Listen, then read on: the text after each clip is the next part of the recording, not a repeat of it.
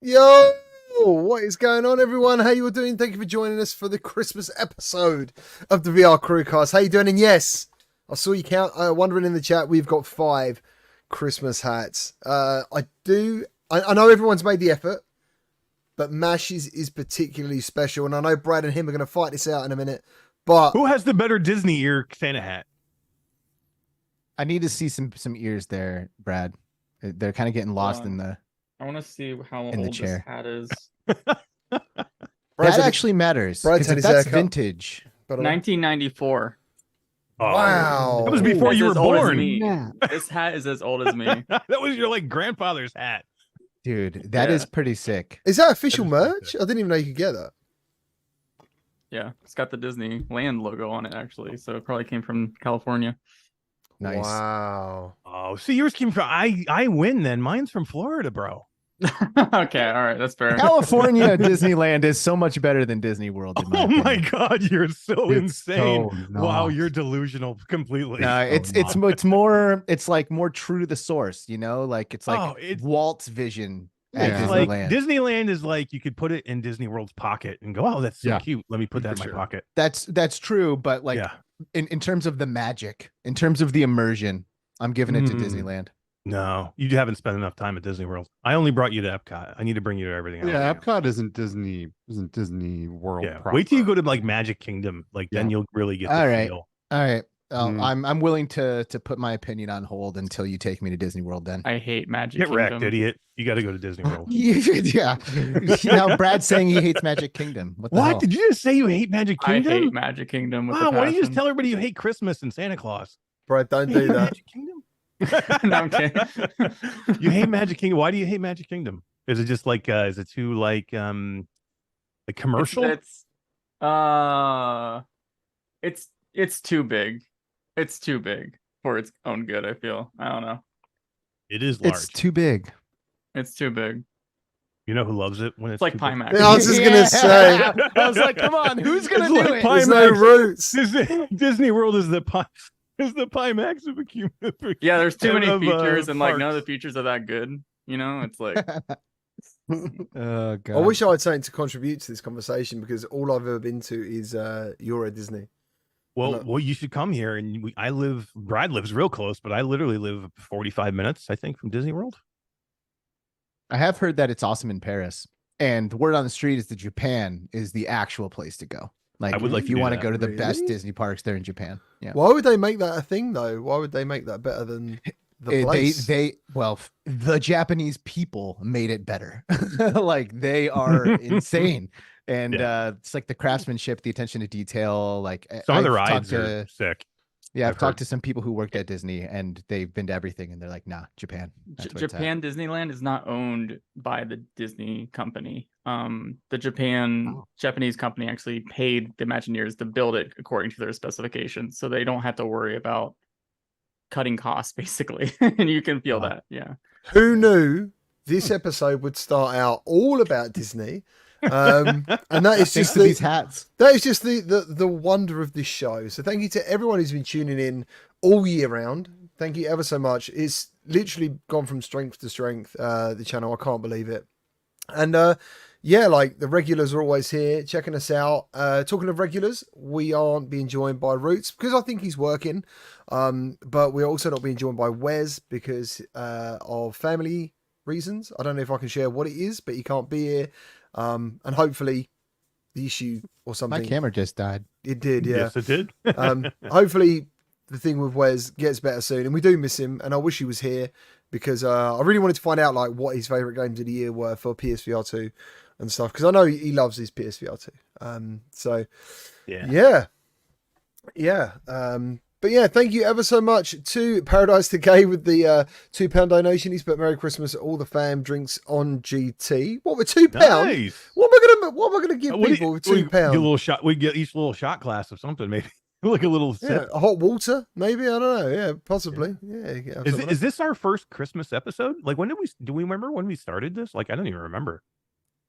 Wait, so- we did one Brad, other did one, you didn't speak we? then? I didn't hear you say. Yeah, I think it's our second because I actually remember wearing Santa hats last Wow. year. Yeah, I had a sweater last year that Really? Have we I done remember this? talking about. Like an ugly sweater.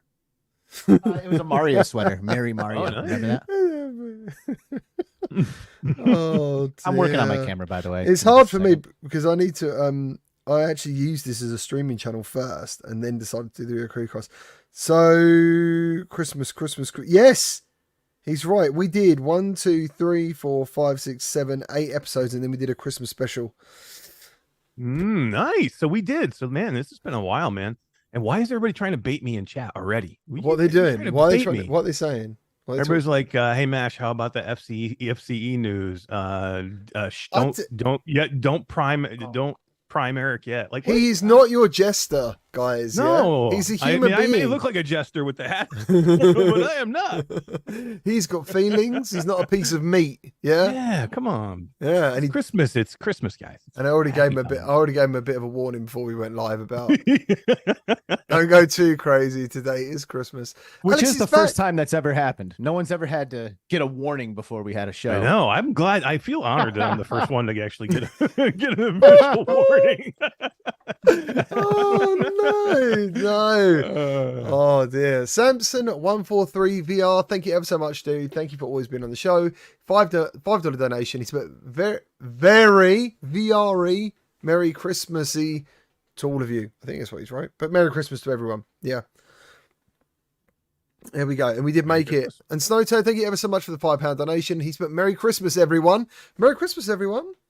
Thank you for joining us. Really appreciate it. How do you think 2023 has been for VR in general? Like, I think a lot has happened. And a lot has, it's a roller coaster. But how do you feel about it at the moment? It's definitely a roller coaster. I have had different thoughts about it throughout the entire year. Like, I've gone back and forth a few times. And then I think maybe like a month ago, I think I finally said that with the hardware and with the games that we've had, it could be the greatest year of all for virtual reality.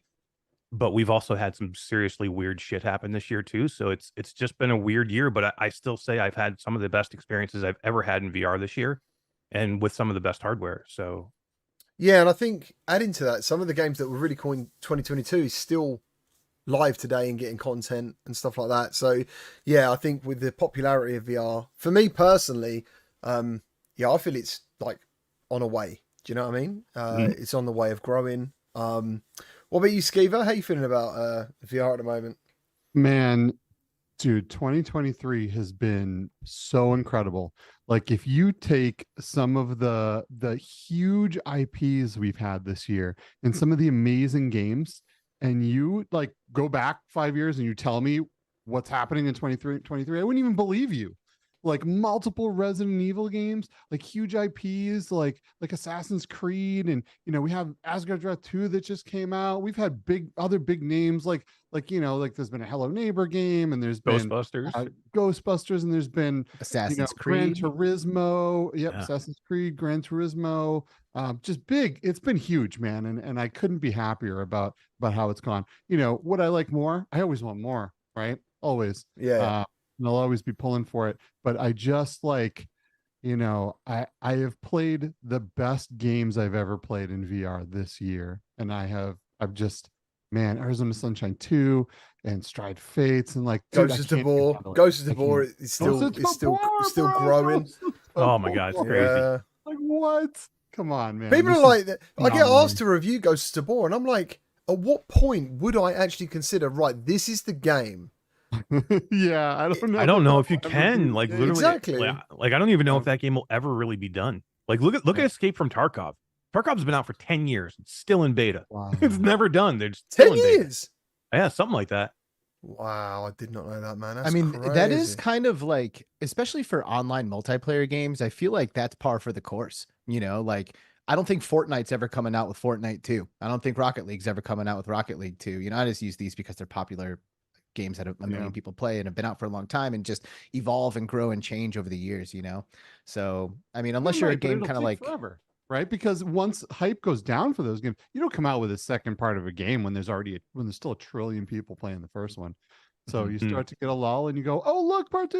Do you know what I'm really pleased with? And some of it is still under embargo, but actually January is also looking like a good month as well in some ways. Maybe not as like massive as December. And for me personally, I feel it's a real shame that everything happens in fucking December. Like there's the Mm. dry spell, you know, like that. And immediately it's summer. Go outside, touch some grass, as they say. But yeah, you know, I just think to myself like, he just gets so busy. But January's looking pretty good as well, which is pretty cool.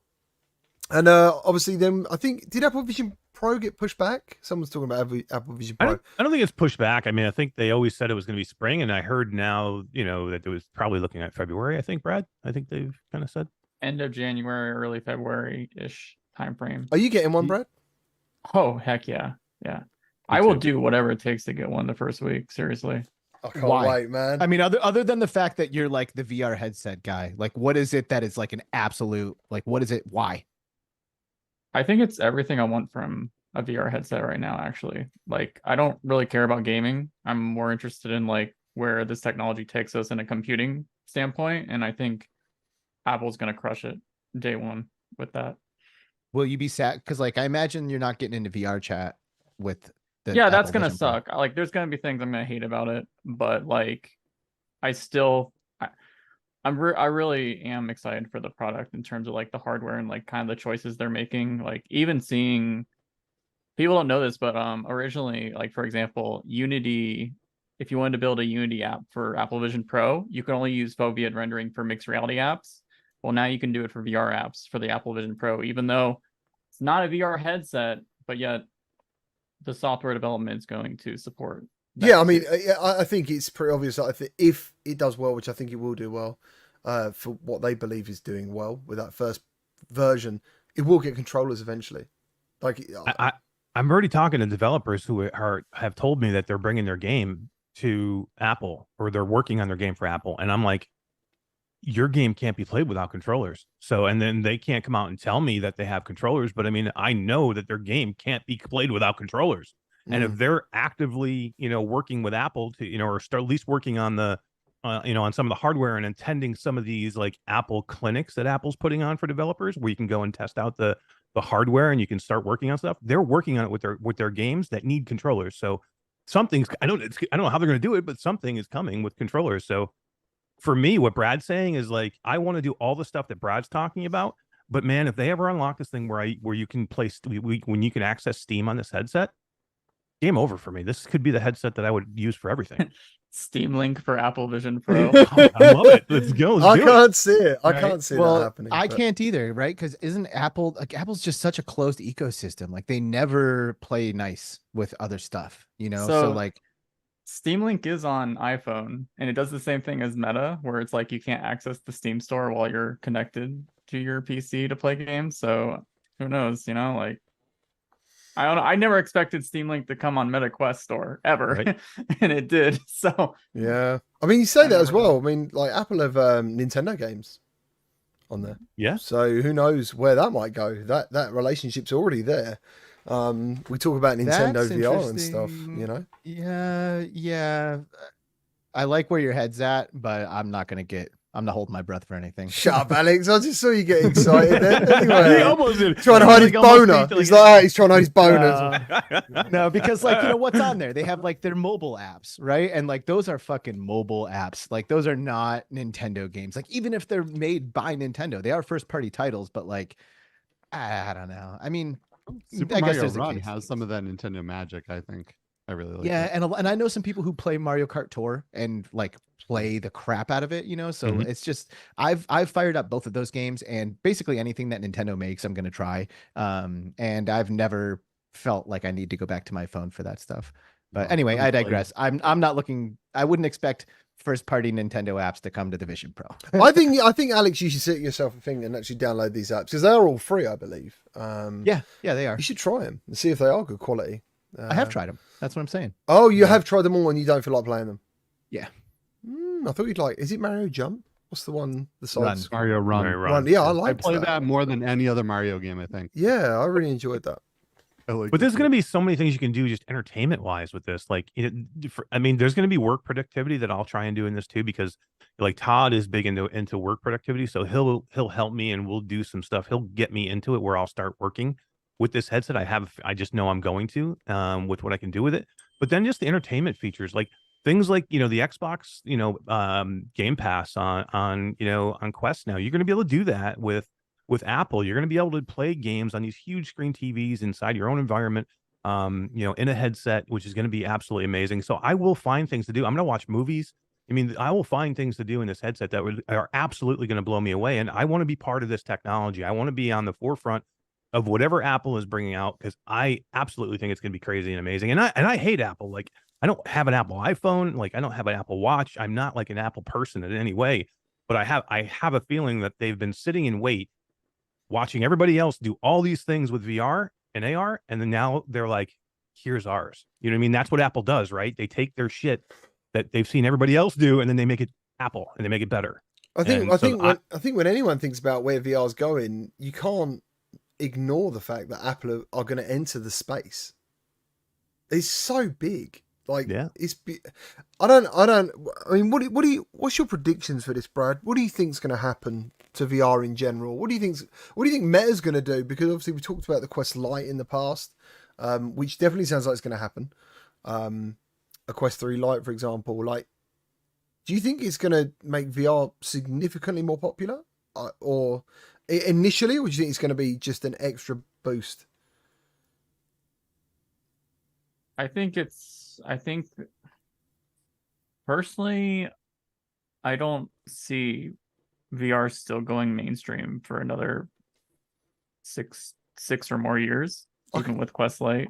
I don't see Apple changing that timeline. I think we're still going to have a very slow and steady growth. I still think profitability for most people who enter the space is still going to be very rare. And when it comes to Meta, their strategies, I'm not really sure, because I feel like Meta just always doesn't have like a set obvious set of goals. It seems like they always just kind of throw things out there. I think Quest Pro was the real curveball for me. Like, I didn't know where things were going to go next with that one. I really think that headset only existed because they wanted to have something out before Apple, and it just didn't work because they don't have the same visionaries that Apple does things, right?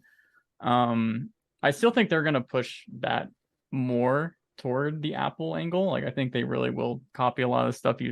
I mean, they just released that stupid concept render to make their, like, do you guys see that one? The Mirror Lake render, right? Yep. Where no? Okay. Well, No, okay. I did. Yeah, it looks like it's the one they've been touting for a long time. They showed it not too long ago, and now they came out with like another render of it. Yeah, they literally made a render that looks like Apple's headset but thinner, and like it's not real. They said they maybe could build it, but like, dude, if a small company in the space did that, everyone would be like, "You're scamming people. Don't you dare release renders of a thing," you know? Like, but Well, anyway, look, the same people are saying the same thing about Visor, right?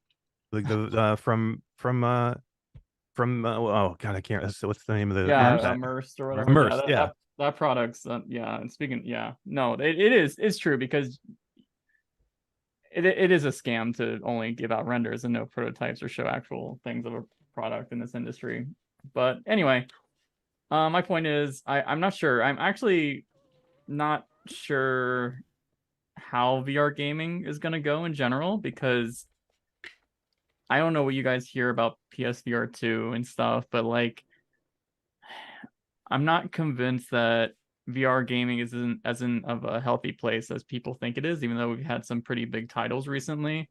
I really feel, in fact, some of these titles, in terms of how much they're selling, actually shows even more that VR gaming as a focus might actually be unsustainable for a lot of parties involved, if that makes sense. So I'm actually not sure. I know Meta doesn't really want to be a gaming console relegated to that. I really only think that they push the low end to try to like get people adopted and see okay, Meta Quest 3 actually. Meta Quest 3 made me even more excited for Apple Vision Pro, because it has a lot of those little bits and pieces that Apple's trying to showcase, but it doesn't do any of them at a level I think is that you need for an everyday person to care, if that makes sense. Yeah, they're like, yeah. So like when I do the MR stuff, it's brilliant to see how people react. It's great fun. but is it something like I don't use VR the way you guys talk about it. A minute ago, you just talked about using it for work. Yeah, VR is like my release. It's my fun time. I'm there to have a good time. That's pretty much it. So spatial computing, I guess, is what you guys are really looking at. Yeah. Got a couple things here. Could you imagine if mobile phones were like originally meant only for gaming? Like people would laugh at you, right? Like they'd be like, "Oh, that's all they're for? I'd rather just play games on my consoles or PC. There's way more stuff you can do there." And I actually see a lot of that with VR gaming and some titles this year that also made me feel like, yeah, it's nice to be in a VR environment, but like, why should I sacrifice my free gaming time on a headset when I can do something that's a bit more tailored and more mature on a console or whatever in a flat game? And I feel a lot of people still kind of feel that way, even with the bigger titles. I think a lot of people feel that way, and I think a lot of people don't as well. Like, I think there's definitely two sides to it. There's some people I come across. Today I was playing, oh my God, I do apologize. I'm actually really tired. What was I playing today? I actually reviewed it today. Breaches. And there were some people in there, they live in that game. Like, they love that game. It's everything to them. And I find that in some games I go in, Survive, the zombie game, which I thought was pretty, not pretty trash actually, until I played it on PSVR 2. And there was a guy in there, we teamed up, co-opted, and he was like, this has been one of my best experiences for the last 2 years. Like, he goes in that game, meets people, and plays co-op with them because that game is like everything to him. So there's two sides to it. Like, I don't think it's. I think there is two sides. I think there's two camps, and I think the pro might take on the more serious VR people. You know, I think the Gorilla Tags and the Rec Rumors and all that. I think they'll get everything they want from Quest. And for people like me who just love games, I think like I'm happy with PSVR 2 and Quest. But so a couple of things here. ET2K9 now gifted 10 memberships. Oh, That's thank really you, awesome. man. Jeez, Awesome. did Brad get Santa any? came. I still didn't get any. I didn't get in that one. No, Brad got 5 of them. Good And job, then- Brad. Way to go. We also had 100 pounds come in from Soul Assembly. Did you say 100 Dude. pounds? Wow. 100 pounds from Thank- Soul Assembly. Dang. Merry Christmas from the Soul Assembly team. Thanks for all that you do. Dude, they are some of the best. They're some of the best people. They're an awesome team. I love those guys. Thank I you got a chance ever to- so much. I got a chance That's to visit huge. them when I was in England after Gamescom. And What games do they're- they make? Oh man, they make Drop Dead. You know, they make Drop Okay. Dead, Dual Strike, the original. Yeah, They make Drop Dead, the Cabin, with the new Home Invasion. Nice. yeah. They make some of the best games out. And like I said, I got a chance to go to their studio. They have some amazing stuff I can't say anything about, but they have some amazing stuff coming. So Soul Assembly is a name that you will be talking about a lot in 2024. You should be talking about right now because they make probably one of the best MR experiences that you should be putting people in right now to show them like if you got people coming over to your house for holiday season and you're going to put a Quest 3 headset on them, put them in the Home Invasion. There's It's- 3. There's my top sick. 3 is definitely that one of theirs. I know 100%. which one you're going to say, the one with the ocean run too, right? Oh man, there's Ocean Rift. well, yeah, Ocean Rift. That was just insane, and I love it because if I'm impressed with it, I then call my family, and I'm like, "Come and try this." Now my wife is scared of water, so it's quite Water in hard. general. Yeah, she doesn't like being underwater or anything. And I found this out when we first played Ace Combat because she crashed and she realized she was. Oh. Luckily, in that game, you just crash on the sea like it's a solid surface. But the thought of the thought of her going underwater made her really panic. So yeah, today or the other day, my room was a massive fish tank, and it done her head in, and I loved it. It was amazing. She panicked. That's awesome. Yeah, I think it's cool. But she stayed in there, which is really good, and she learned about changing the environments and stuff. So yeah, that and Trackcraft. So yeah, like Trackcraft is cool. I Skiva's love loving Trackcraft. Trackcraft. Yeah. Dude, that is such a cool game. I have love you that have you game. got my car? No. Yeah, there's a You have a car? You have a Today- GT car? I have a Game get that Attack car. VR car in Trackcraft. How yeah. dare you? That's Does it- awesome. When you honk the horn, is it How dare you? Everyone asked that. I've yet to make a short on it, but I know people are going to ask that, and they did when I told them in my Discord. Yeah, what did my horn say in dash dash? Holy shit! Holy balls. shit balls. Holy shit balls! Yeah, no, it doesn't. It has. I don't think it's got a horn that swears. Oh man. Um, That would be cool though. it would be very cool. But yeah, like they're the 3 I genuinely would play a lot. his trackcraft, especially at Christmas, like you said, Mash. It's a great thing to like set up around someone's house. I put my 9-year-old daughter in in the cabin home invasion yesterday. How old? I recorded it. My 9-year-old daughter Charlie. Oh my god, man. So I was recording. I was doing some stuff. I wanted to record some stuff for home invasion because they have this new monster, the leech, in there that's super funny and super cool. So my daughter got home from school and she saw me doing it. She's like, "What are you doing?" And I'm like, "I'm playing this new mixed reality thing. You got to try it."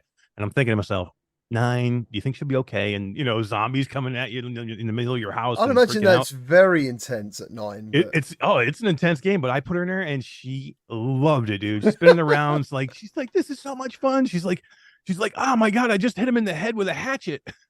Dude, I'm like, yeah, you did. You cannot underestimate kids, man. When we did Game On Expo, there were children lining up to play Propagation VR, and that's a game that like had me like literally shaking in my fucking boots. Yeah. And there's like the real 8-year-old, Propagation, 9-year-old kid, and we're like, hey man, like this is really intense. Like, are you sure? And he's like, I don't even need a gun. And he like goes in there and he's just like meleeing the zombies as they're running up to him. He did not give a shit. There was nothing scaring this kid at all. I'll tell you what is funny. If you're on Twitter, Mateo dropped a video of his wife playing the cabin in mixed reality. Yes. You don't necessarily see the game. You just see her in full panic mode.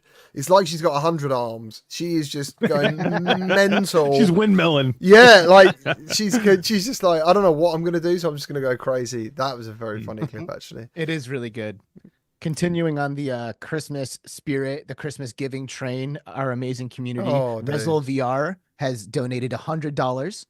Thank you, man. Which is incredible. Very he says, cool. Merry Christmas and a Happy New Year. Thank you very much, Rezel. Right behind him was Wormsworth with the $10 donation saying, Merry Christmas, VR fellas.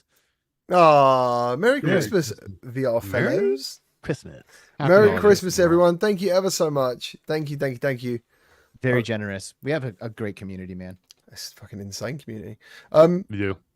Talking about a couple of things, not to bring too many downers, but while Brad's still with us, we need to talk about WMR, man. Like, what is happening? See, there's two things. I read the report about WMR, but then someone else said to me that this wasn't new news. Like, it was something they hinted at before, and I was like, I mean, to me, this is massive news that Microsoft are basically saying they're going to quit WMR support. But what? Can I ask a question real quick to Brad first before we get into the meat of that? So with Windows Mixed Reality going, does this mean that you won't be able to launch Steam through your HP Reverb G2? Because I think, to me, that's the biggest story. Nobody gives a shit about anything else besides the HP Reverb G2. I kind of agree. For WMR. Yeah, so is that the case? Is that the case, Brad?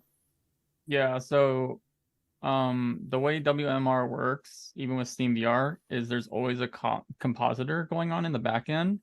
However, it's kind of similar if you've ever used, there's a lot of headsets. A Vive Pro 2 or a Vario or Somnium. They all have like this sort of software you have to run on top of Steam VR. Yeah, even Pimax has their Pi tool. Or whatever. Exactly. Yeah. Pimax, another one. Yeah.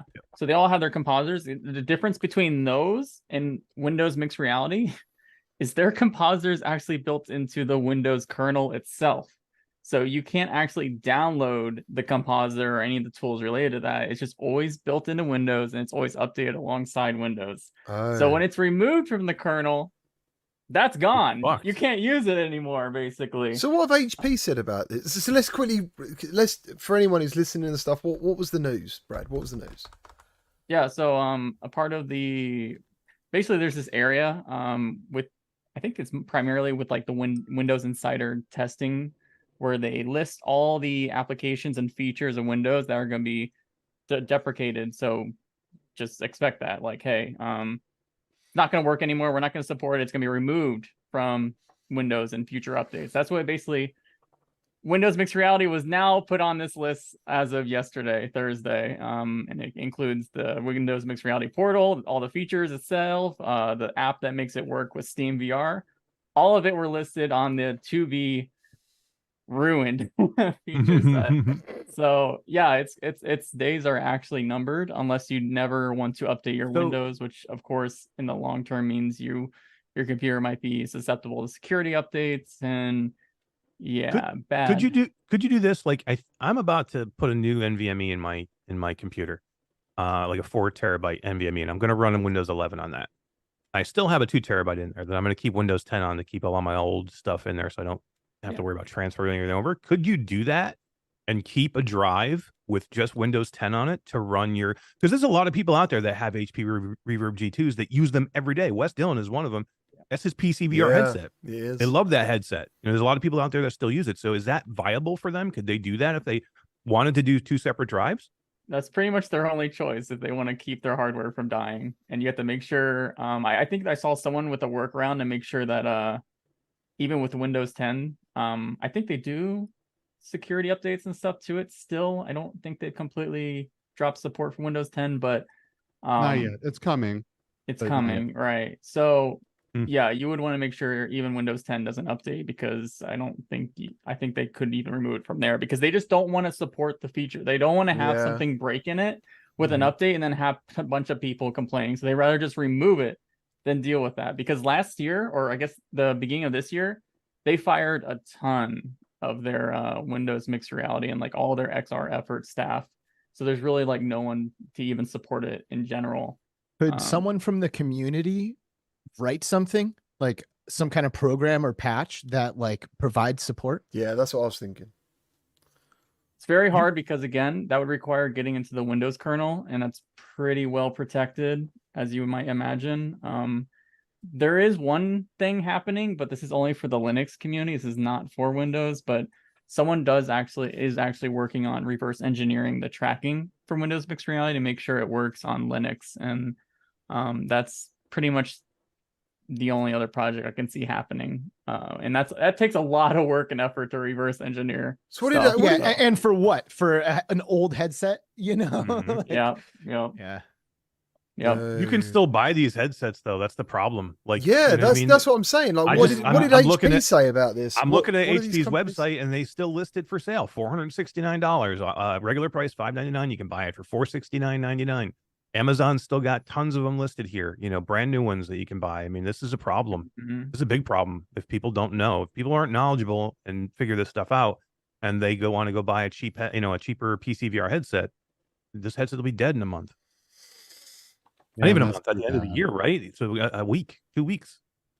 I think it's important to say here to show that it's not all doom and gloom for Microsoft. Like, they still do believe in VR, as they are doubling down on Microsoft Mesh, which is their VR platform.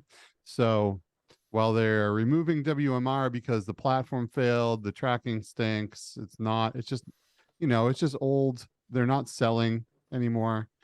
They are still doing VR things, so know that. I just love Phil Yarn's one, and to be fair, I reviewed the G2. I thought it was an visually amazing headset, but it was light. It was really well balanced, but there was so many reasons that I wouldn't buy one. On top of that, and Phil Yarn's put, "Rip my G2, you janky piece of shit." Long live Quest 3. It smashes it anyway. So I mean, what you can do, guys, since you're in the community bubble now, is quietly sell your WMR headset to a friend to be like, dude, this headset's amazing, man. To an enemy. This headset's amazing. Yeah, it's brilliant, mate. Yeah, no, it'd be fine like that. You don't know, you don't know Sadly it's Bradley, do you? No, that's fine then. Definitely. Don't watch Brad. No, it is important to know, as chat's saying, that I probably should have said this first. My bad. I get my little tangents. It won't come into effect for consumers until 2026. So there's what are we worried about? 2026, really? So yeah, 2026. GTA 6 will be out by then, man. It won't even matter. None of us will be in VR. Then we'll be playing. Well, GTA you still see like Oculus DK1 and DK2s on the Steam hardware survey somehow. Wow. Well, you know what's not going to affect consumers in 2026 and will actually affect people who spent some money right before the year end, just to transition to the other Doom the other Doom. Dude, I love this. This is the best episode already. Right, guys. It's a Merry Christmas. Merry Christmas. By the end of the new year, if somehow you're living under a fucking rock and haven't heard this, by the end of the new year, First Contact Entertainment, developers of Firewall 0 Hour and Firewall Ultra, are closing their doors. Done. Company unplugged, dead, everybody looking for new jobs, firewall, fucking rip, which frankly, it was already dead in the water, but and none of this surprises me, but it's still a huge bummer, especially for people The who holidays, spent their fucking money on the game, like me. Like I don't buy every VR game, you know. Like most of the time, I can get the hookup through some kind of like promotion thing or whatever. But like I spent my money on Firewall, and like I've been a huge Firewall fan for years. So for it to go like this is yeah, I feel bad for their team too, man. All those people lost their jobs right at the holidays. You know what I mean? literally right before Christmas. I feel bad for wearing Yeah. this Christmas hat. I feel like I feel like I'm taking the piss. I'm like, hey. You know who I Oh. don't feel bad for though? Someone's mum. Is whoever the idiot was who put this post out that they put out. Like that's one of the main problems I have with First Contact here. It's not, you know, these things happen. Studios go out of business. It's terrible. It's this time of year. I feel bad for everybody. We know people that just lost their jobs. David Jack now, you know, PSVR Frank. I mean, they just lost their jobs. That teams they've been with for 6-8 years. But the problem with me is the head of the team backhanding the VR community as they go out and telling What? everybody, yeah, I mean, he makes this Mm. message to say, due to the, you know, the lack of support from you know, us being a AAA studio, number one, calls himself a AAA studio in his in his tweet. And then number two You're on, says, you're on you know, about Hess Barber. That's what you're Yes, yeah, he due is. due to the lack of support from the VR community, we can't sustain ourselves any longer. I can So, read. no, no, I no, can. no. I can read it out if you want. He I've got it blamed in he front of me. Read blamed it. he blamed this on the Okay. on the No, VR not So- on us, not on us. No. On on VR the support. industry. Right. So Yeah. he said, after almost 8 years of working with the most amazing team I've ever had the pleasure of working or being part of, sorry, I'm sad to announce that we'll be closing our company, First Contact Entertainment, by the end of the year. The lack of support for VR within the industry has eventually taken its toll. As a From AAA, within the industry. yeah, Yeah. as a AAA VR game developer, we are AAA. we are just not able to justify the expense needed gouging forward. We are a team of fearless innovators willing to push new technologies to its limits, and I'm extremely proud of its team and grateful to our investors. So yeah, Yeah, that kind of That's a sounds like it's backhand, not dude. taking What a- responsibility. Yeah, like they launched delusional. they launched a broken game. You That launched guy's a broken game, and then you're delusional. going to blame everybody else. If yeah. their only game they was launch a perfect, broken- if their game was perfect and it was like a 9 out of 10, and nobody supported it, and like, you know, nobody gave a shit, and they lost a ton of money, then I would be like, man, I feel bad for that dude. It makes sense, but why would you do that on the way out when you had probably the most broken multiplayer launch of all time? I don't think. Yeah, but this is what you got to remember: the mindset of what I think you're dealing with here. To make the decisions they made with that game, they were super confident in all their decisions. So when you look back on them now, Crazy. even though people are still complaining constantly, he probably still believes that they're just not good recipients of the product, of the creation. For all I know, he might think people aren't ready for it. I don't know. I don't know what someone would think, because if I had play tested that game, I would have been like, these decisions are a little bit out there, you know? They've been delusional from the start. They've What's been insane- delusional since 0 Hour, because they did the we same thing know- with freaking Solaris. And we know that they fucking watch this, right? Like we've Yeah. had Hess Barber respond to things we've talked about on the CruCast Mhm. directly in true. our comments in the past. So it's not like they were unaware of like all of this feedback. And I don't also there's another thing, unless you're like really in, you maybe don't realize this, but in terms of the way that they've handled their community on Facebook and in Discord, they dropped the ball for years. Like, They've people have really been caused some problems this time. yes, huge problems. And people have been Yeah. giving feedback and like trying to help, because at the end of the day, anyone who even gives a shit to mention Firewall 0 Hour cares about it. It's because like we all wanted that game to succeed. Every single one of us. Maybe not Brad. Maybe Brad didn't give a shit, but I know the Brad rest of us, wanted it. He wanted it. really, really wanted it to fucking work. And Dude, I we was with gave you. I all of paid this $60 feedback. too.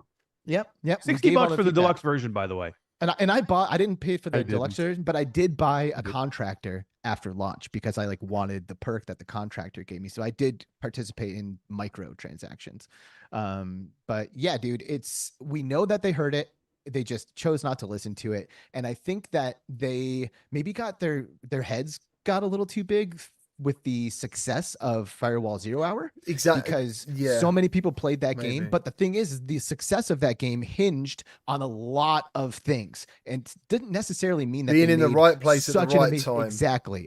Yeah. With the right peripheral, the aim controller mixed with it being the only multiplayer squad-based game that you could play on PSVR made it a no-brainer for people like us. And it was fucking cool. It wasn't. It Let's just but get we that still right. Dealt with bullshit. Yes, there was issues with it, but you dealt with them because there was nothing else like it. Exactly. Yeah. And don't I tell mean- me that if they didn't launch a good game, because there was a ton of hype for this game. Don't tell me that if they didn't launch a good game that was not broken, that didn't have a ton of issues, that they wouldn't have been successful. Like if they had listened to the community and they had done some of those things that we all told them they should do, and they had listened to some of the people that were trying to help them, and they launched a great game, they would have made money. There are teams out there making money. Don't backhand the community because you launched a stupid, broken game that you can barely play, and then blame everybody else. Take some ownership in what you put out there as a product. And if you're so delusional, like GT is saying, if you're so delusional that you think you put out a good product, you're lost. Don't come back to the VR community. I don't want to see it. I've spoken to Hess in the past. I remember the first time I saw Hess actually. So there was two main creators of First Contact. There was Adam, I think he's Orth. Adam Orth, I think his name is, and Hess. And I remember seeing them on a PlayStation show, and they were talking about different control schemes and how Hess really helped him. And then Adam left, and Hess became the man. And I think for a time things were good. Things were good. And when I heard about, and I think when everyone heard about Firewall, that game was definitely going to be trying to tick so many boxes all at once for using the technologies of PSVR 2 the headset. But it just, I don't even like playing it really. Sometimes I do, sometimes I don't, but there's so much wrong with it.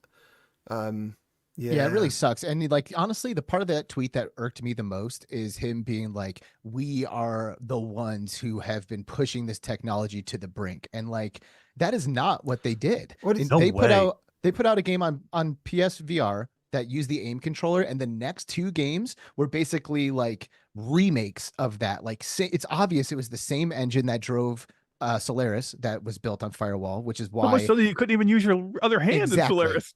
Exactly. Yeah. So they like built off of like what was existed there and then like tried to like spice it up and make enough changes to where it felt like a new thing, and it didn't. Not with Solaris and not with Firewall Ultra, and they didn't fool anybody.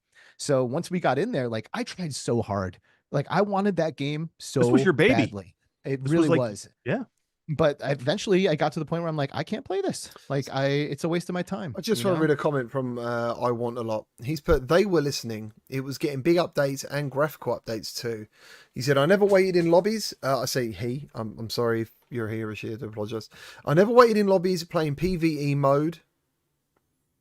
I don't know why you wait in lobbies for PvE. Yeah, personally. don't mention that. That doesn't make sense. But he had a great time. Such a waste of talent gone from VR. And yeah, I think there's people on that team that maybe were steered in a direction maybe sometimes didn't want to.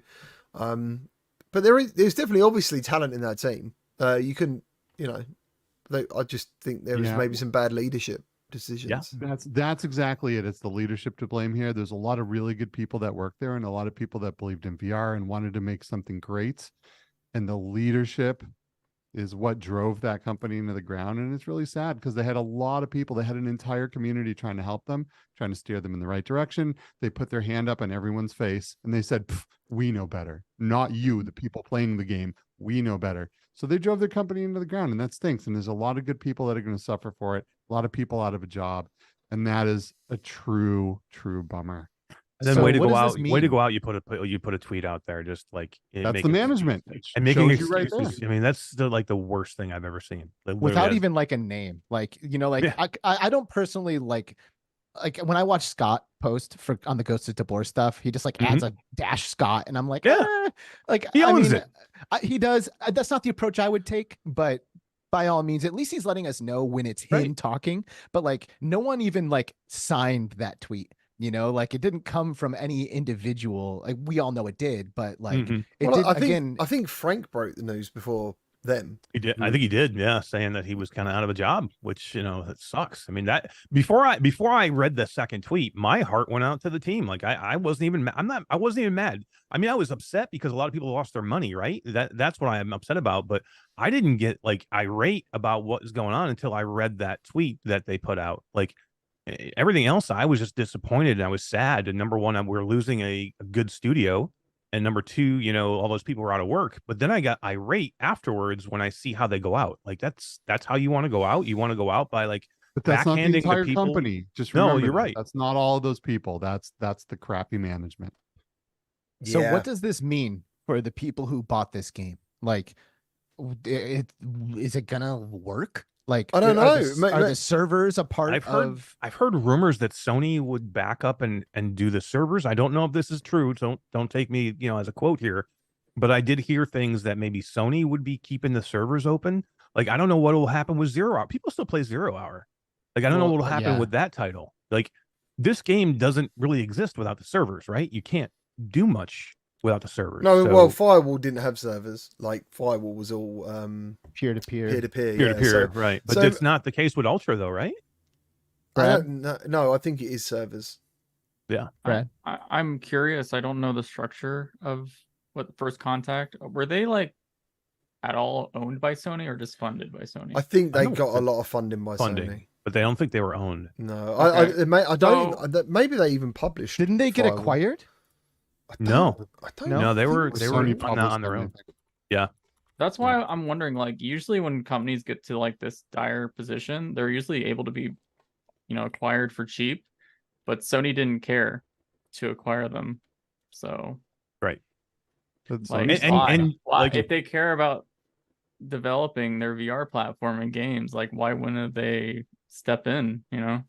I mean, this news about their studio shutting down isn't even on their website yet. It's just about the brand new patch. I that know. Happened 4 days ago. I By don't the know way- why Sony would step in because they've already ruined their reputation and it probably wasn't fixable. in Yeah, Sony's eyes. for all we know, yeah, maybe Sony just don't want to back it anymore because they just think there's no win to be had. I think you're right, Skiva, by saying it's unfixable because at the end of the day, like we all think that developers are just capable. Like we're like, hey, do this and then it'll work. And they like try and they're like, fuck, we can't do this. Like maybe they just weren't good enough, like for lack of a better way to say it, like they tried and they failed. Like they wanted to pull it off. They wanted to add features and like they just didn't have the skills needed to make a new game. Yeah. It's I still don't know. listed on the Sony website. It's still, you can buy it right now. Like how is this? How does Sony let this happen? The company is just announced they're out of business. Why is the game still up for sale at $40? Yeah, that I don't know. Like, I'm not sure about. I it, just no. had to look it up because I figured that it must be gone, or it will at least. But right now, I'm at the buy screen. I can literally hit click and buy right now. Yeah, I don't know, man. I mean, that's definitely not right, is it? But I I'm mean, gonna be- but then Buck said, Buck 3131. He said he went into the Discord and asked because he basically started asking people like, "How do you guys feel about this?" No one. Some people didn't know about it in their Discord, so he said, "Are you guys going to announce it?" And because he said that, they apparently banned him What? yeah. by just And that's asking. what I was talking about earlier. Yeah. That is what FCE has done so many times. They've banned people on Facebook, in Discord, just for like voicing their opinions and shit. Yeah, he just asked. But I mean, that's not really different to PSVR Reddit. Like, if you don't sing the correct theme tune, they just be like, well, you're here to... They think you're there to cause trouble, not to have an opinion. Because they see it as just negative towards what they love. Thank you to Mahina for the Swedish krona. Yeah. 269 Swedish krona. Thank you. Happy holidays. Thank you ever so much. Much love to that woman. She's amazing. You rock. She's awesome. She rocks. But yeah, Firewall. I mean, it's crazy, isn't it? Pour It's- one out. Right? Pour one out. Who would have thought? Who would have thought that would have happened? Like, A lot of people. We were Yeah. so I excited. didn't. But look, that was one of the most, probably one of the most anticipated titles of this year. that's though, what I'm saying. literally. I still mean, remember talking about it on the show, and I still remember Mhm. Alex. Like, we were telling. I think we played it before you, Alex, maybe, and we were telling Yeah. you some of these issues, and you were like, "I don't care. I fucking love Firewall, bro. Like, I've got my bros. I go in there." And I was like, I mean, I played it for like a month.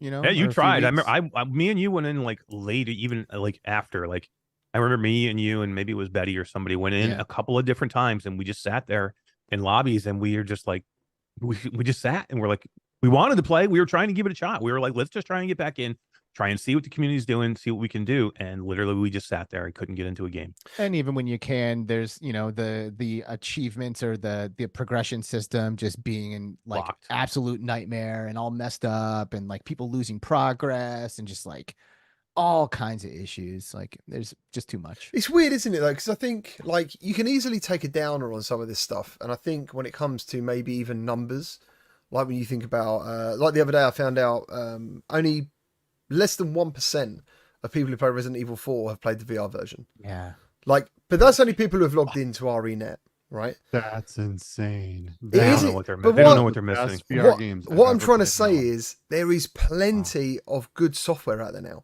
Mhm. We've just got to get people in the headsets, and I don't know what that will take. Like, I feel like there's just this. Admittedly, Meta are obviously doing some marketing.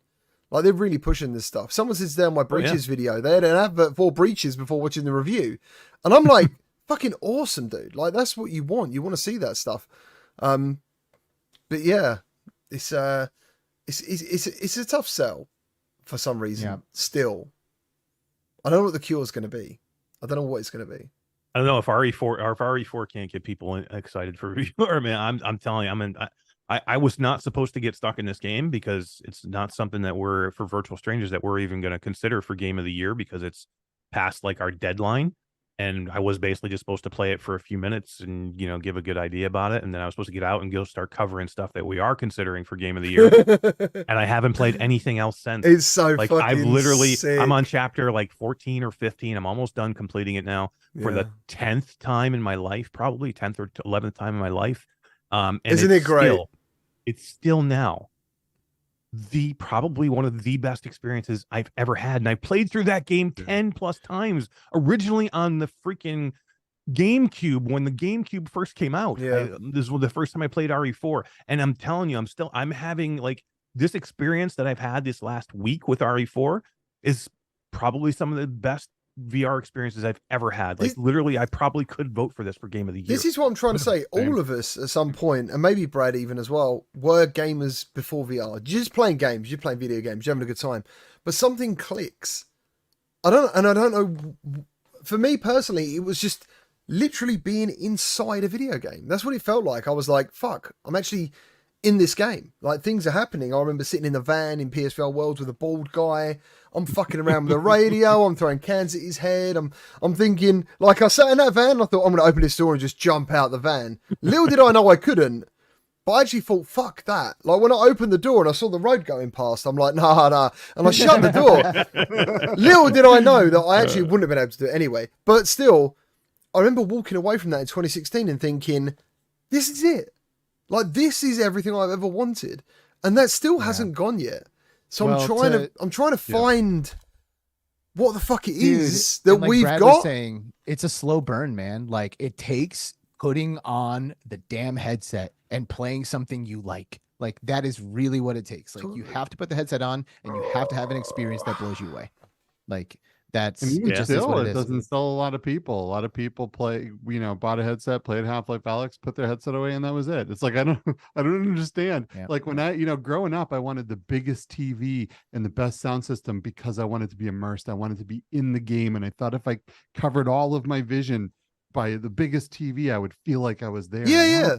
Like a cinema. Yeah. Now I'm there. Now I'm in there. I feel like I'm the character, and it's really hard for me to go back. I love all games, right? And I love flat games too, but now they're all retro to me. Yeah, right. Like I want to play current games, I'm playing VR. You know what I mean? If I want to play some retro stuff, maybe I'll fire up a flat game, but it's pretty rare. Dude, if you want to play so retro much. stuff, you can still fire up VR and go into MUVR. Like, Yeah. Do that. and you can and you can still invite a friend round in VR. You and your son, Alex, can sit there and play a game together in VR. That's my dad. That would be so much fun. And then invite Grandpa Mash around. You know? No, You got yeah, the Grandpa whole Mash family. is busy. I'm busy hitting on all the old moms down here in Florida. Going around grandmom offering all the grandmas mints. Do you want a mint? Yeah. I'd Dude, like I- to I- tell a little. This is just a weird year for me. Like I still will say, like, with whatever Brad's saying some true things about VR and maybe not being as stable as we would hope or where we think it is.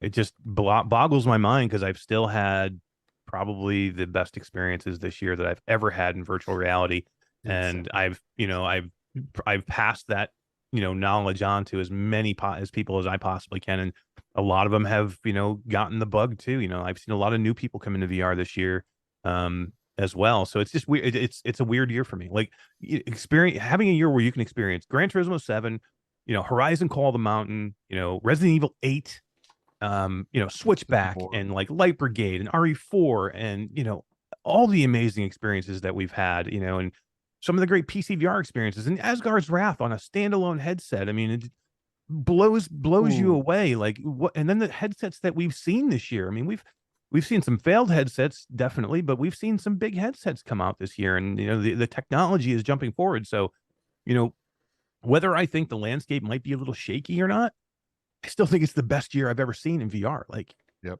like even like the past just couple of months have been amazing. Like there's a good portion of this year where I was having difficulty just like finding the inspiration to put a headset on. And in the past couple of weeks, I've played more VR than I've played in months. And Asgard's Wrath, of course, is a big reason for that. And I want to get into that. But before we talk about Asgard's Wrath, I do want to mention Racket Club, because Racket Club just came out, dude. And we got to do, first of all, it's a great game. And second of all, Skeeve and I got to do like a cool thing, like Resolution Games basically sent us to this pickleball court, and we challenged some pickleball instructors to a real life game of pickleball. And then we grabbed headsets, put them on everyone, and then immediately after played Racket Club and got to experience like the difference between playing a physical, actual real sport like pickleball and then immediately going into VR and playing a similar style game. Is this for a video? You guys are doing? Yes. Nice. Oh, can I ask a question real quick before you get into that? Sure.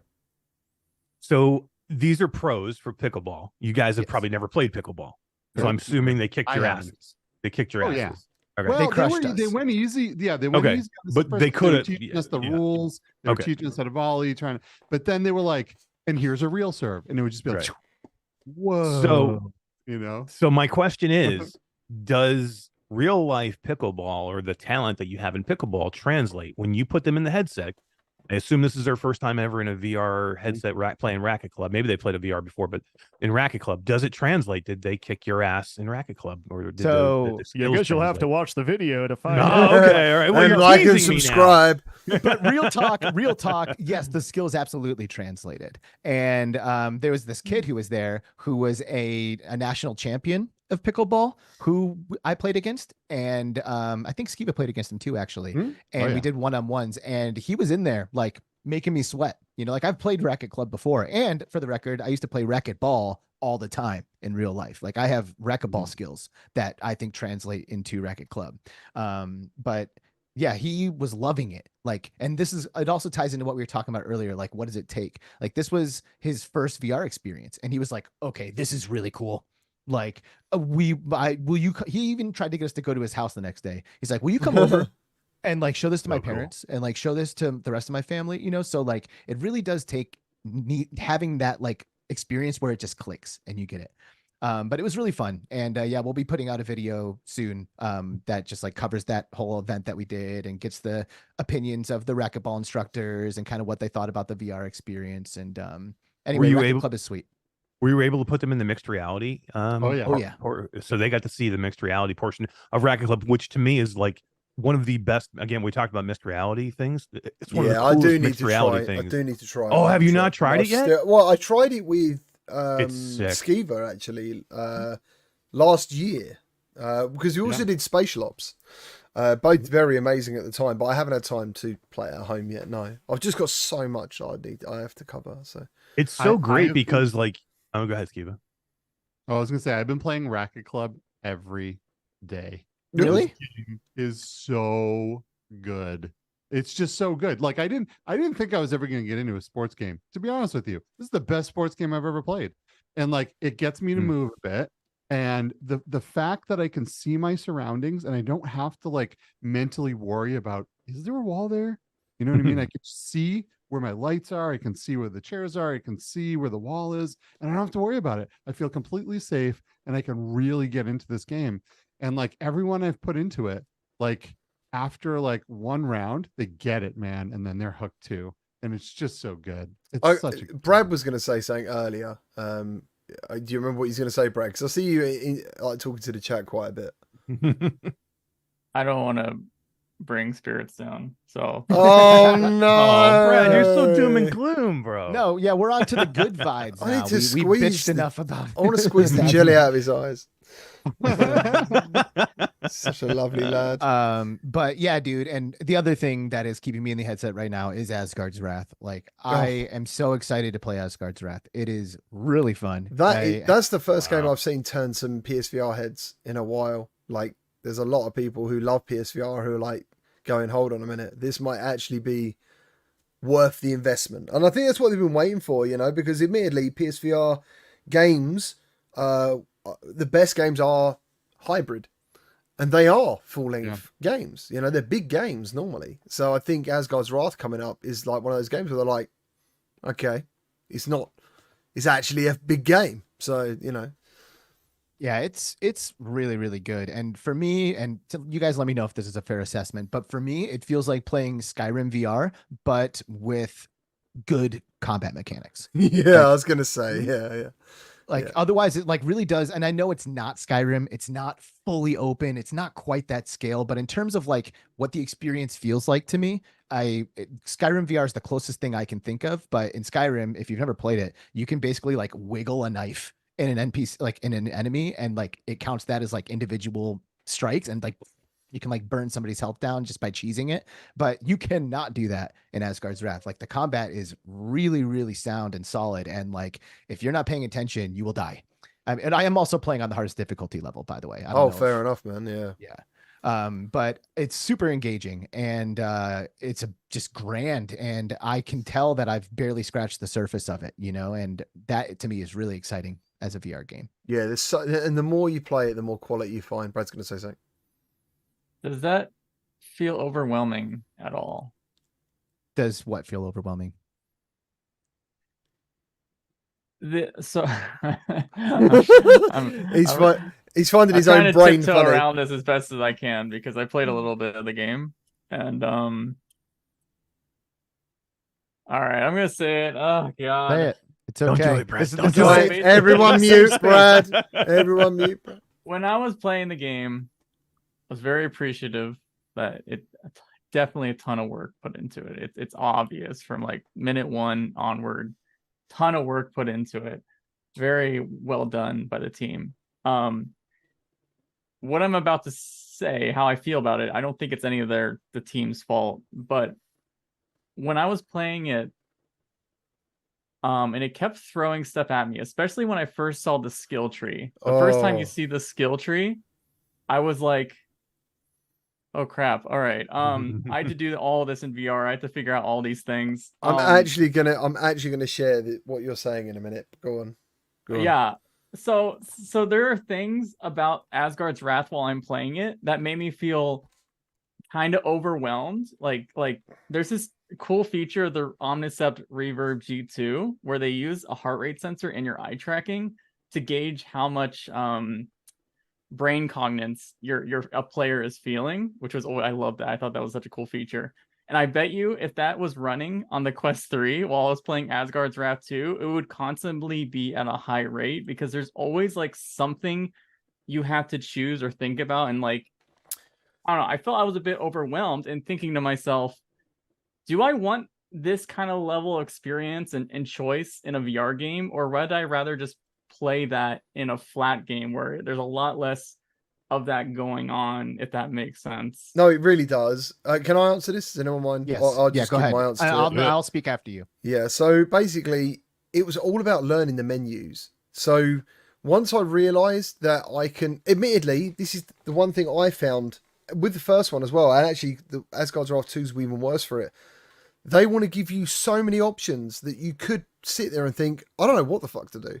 Like, because sometimes when you've got so much put in front of you, when a simple bit of dialogue comes up and says, "I'll make sure you go and see Mia at the market to get the horn," you're thinking, what the fuck are you talking about? Who's Mia? Where's the horn? Like, what do I make the horn? Do I create it? Do I go and buy it? I don't know. Like, I remember thinking, right, I need to try and review this game in some capacity. I need to at least try and achieve 50% of this. And I know what I can't do. I cannot go and do every single side quest possible.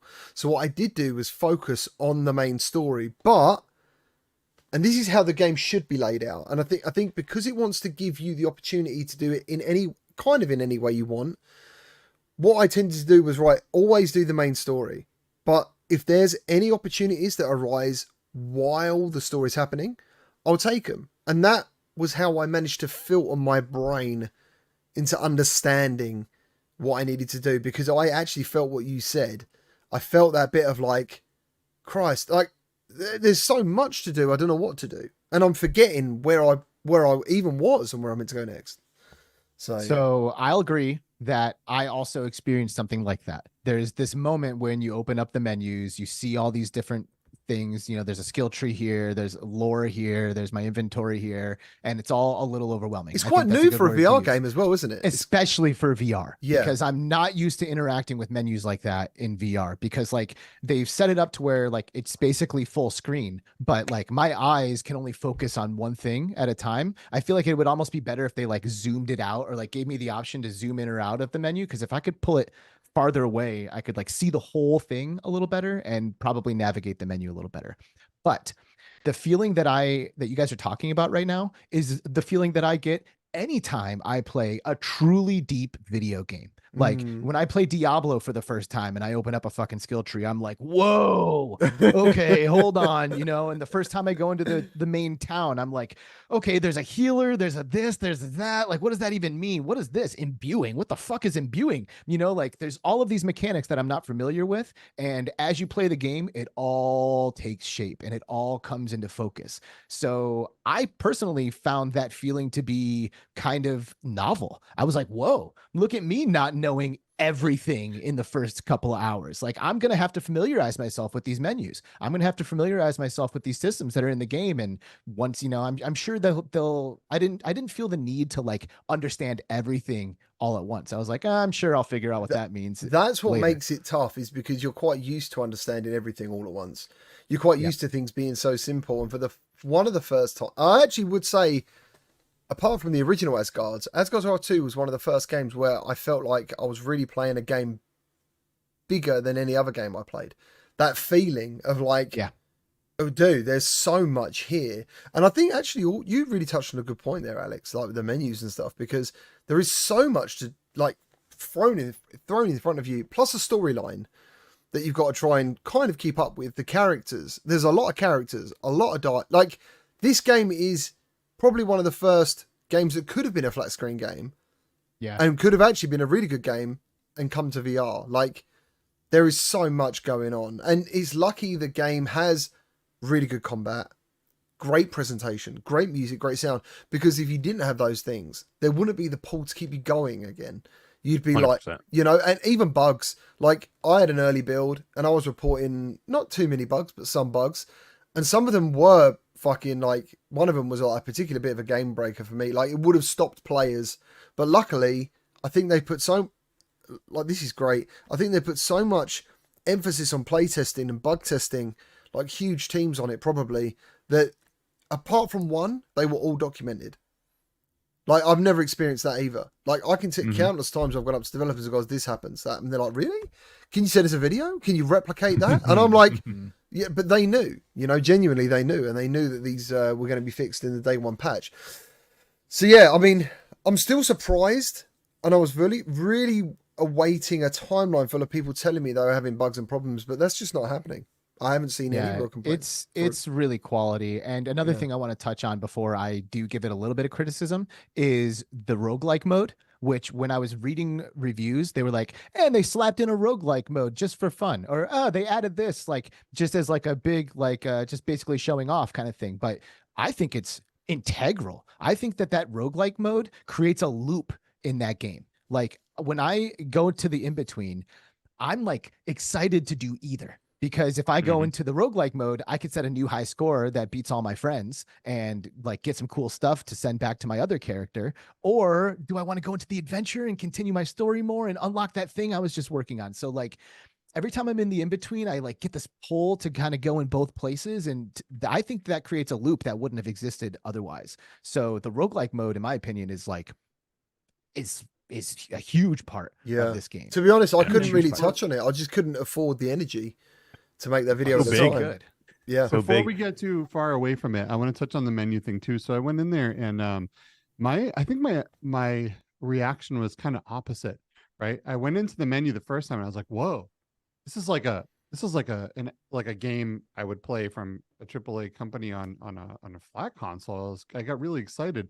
And then when I opened the skill tree, my first thought was, yes. Yeah. I imagine I love skill trees, and I'll tell you why. A couple reasons. It's because, first of all, if there's a big skill tree, you know that there's some depth to the game. And then when you learn a skill, it takes a while of learning that skill before you do the new thing. So they kind of beat that skill into your brain before you can afford to buy another thing in your skill tree and then move on. And then you get new moves. So I was really excited. I love skill trees, man. I'm a big fan.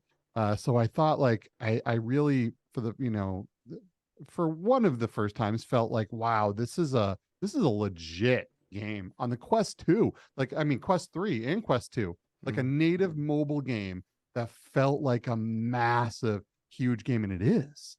And a like, Quest 3 patch today.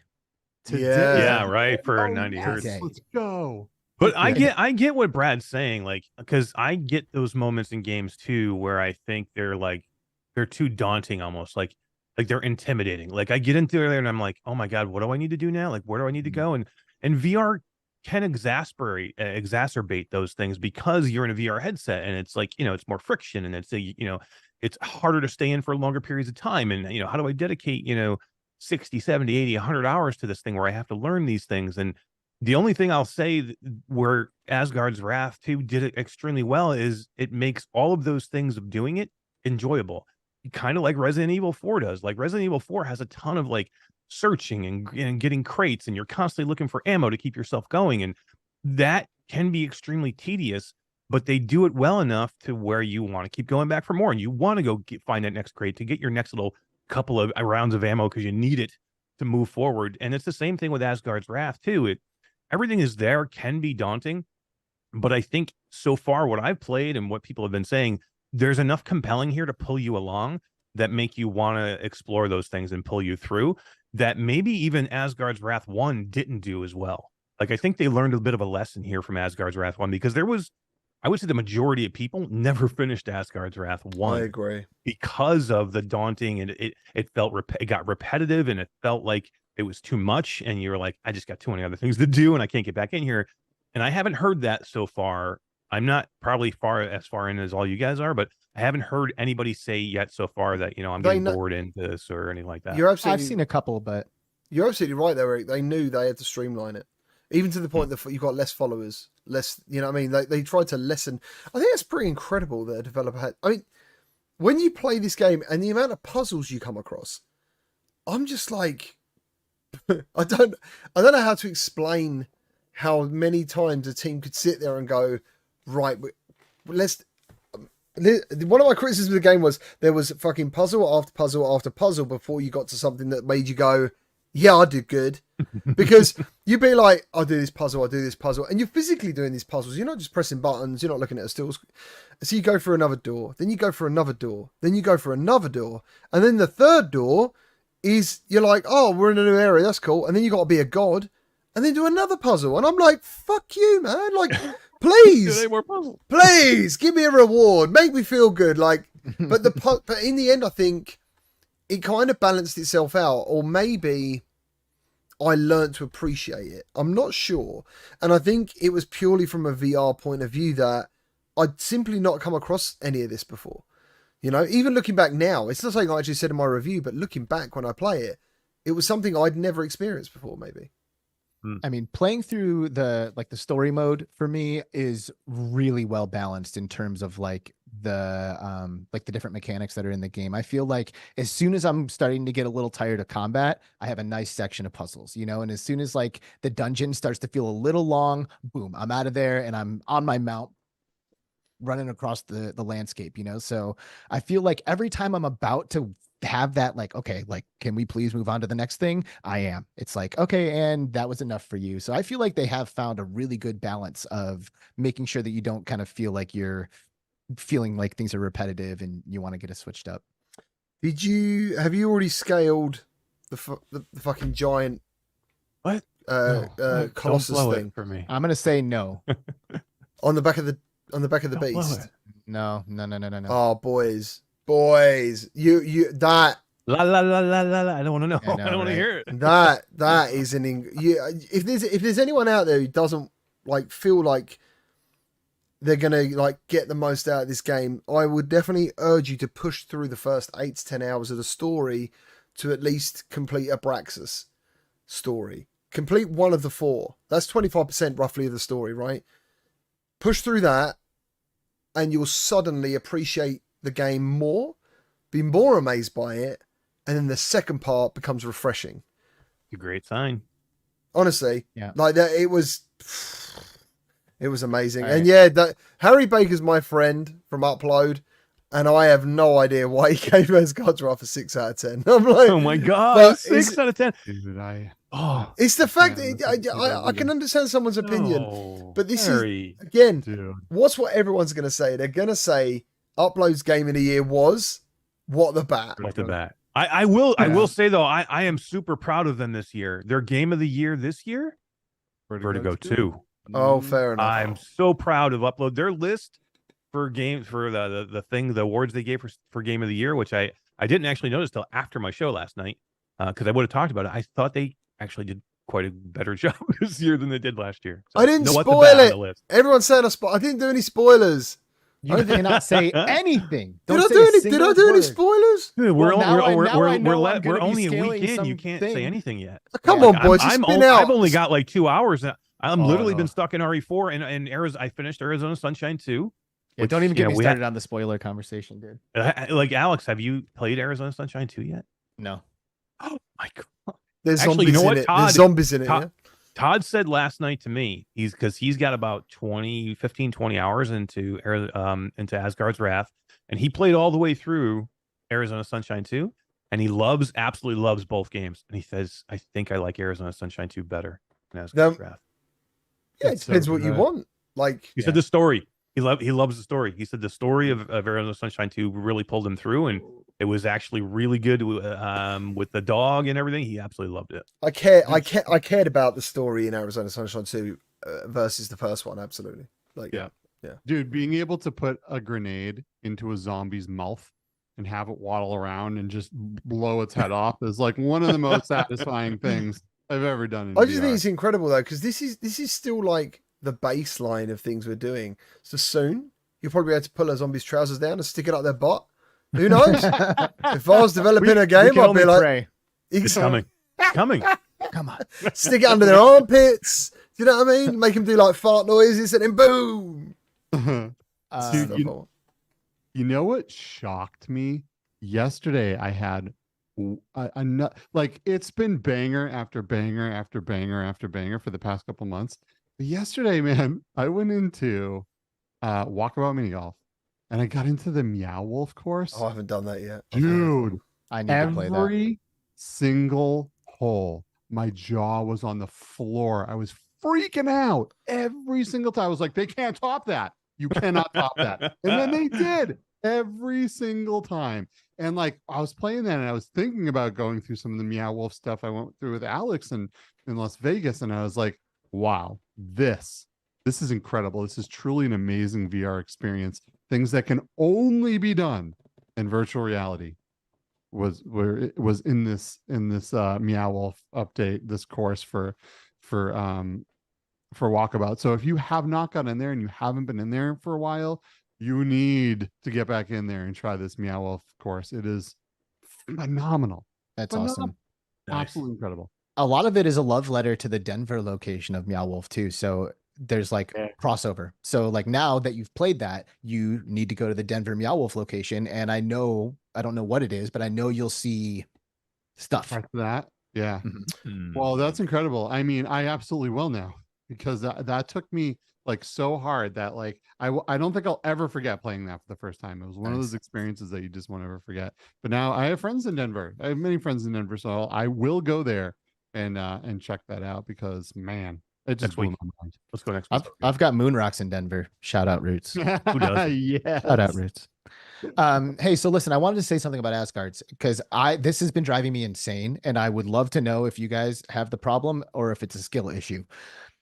First of all, Yo. Adam Bomb Body made a tweet earlier that really resonated with me, and she's like, "Does anybody else need a support group for like not allowing any pot or bowl to get smashed in this game?" I hate that crap.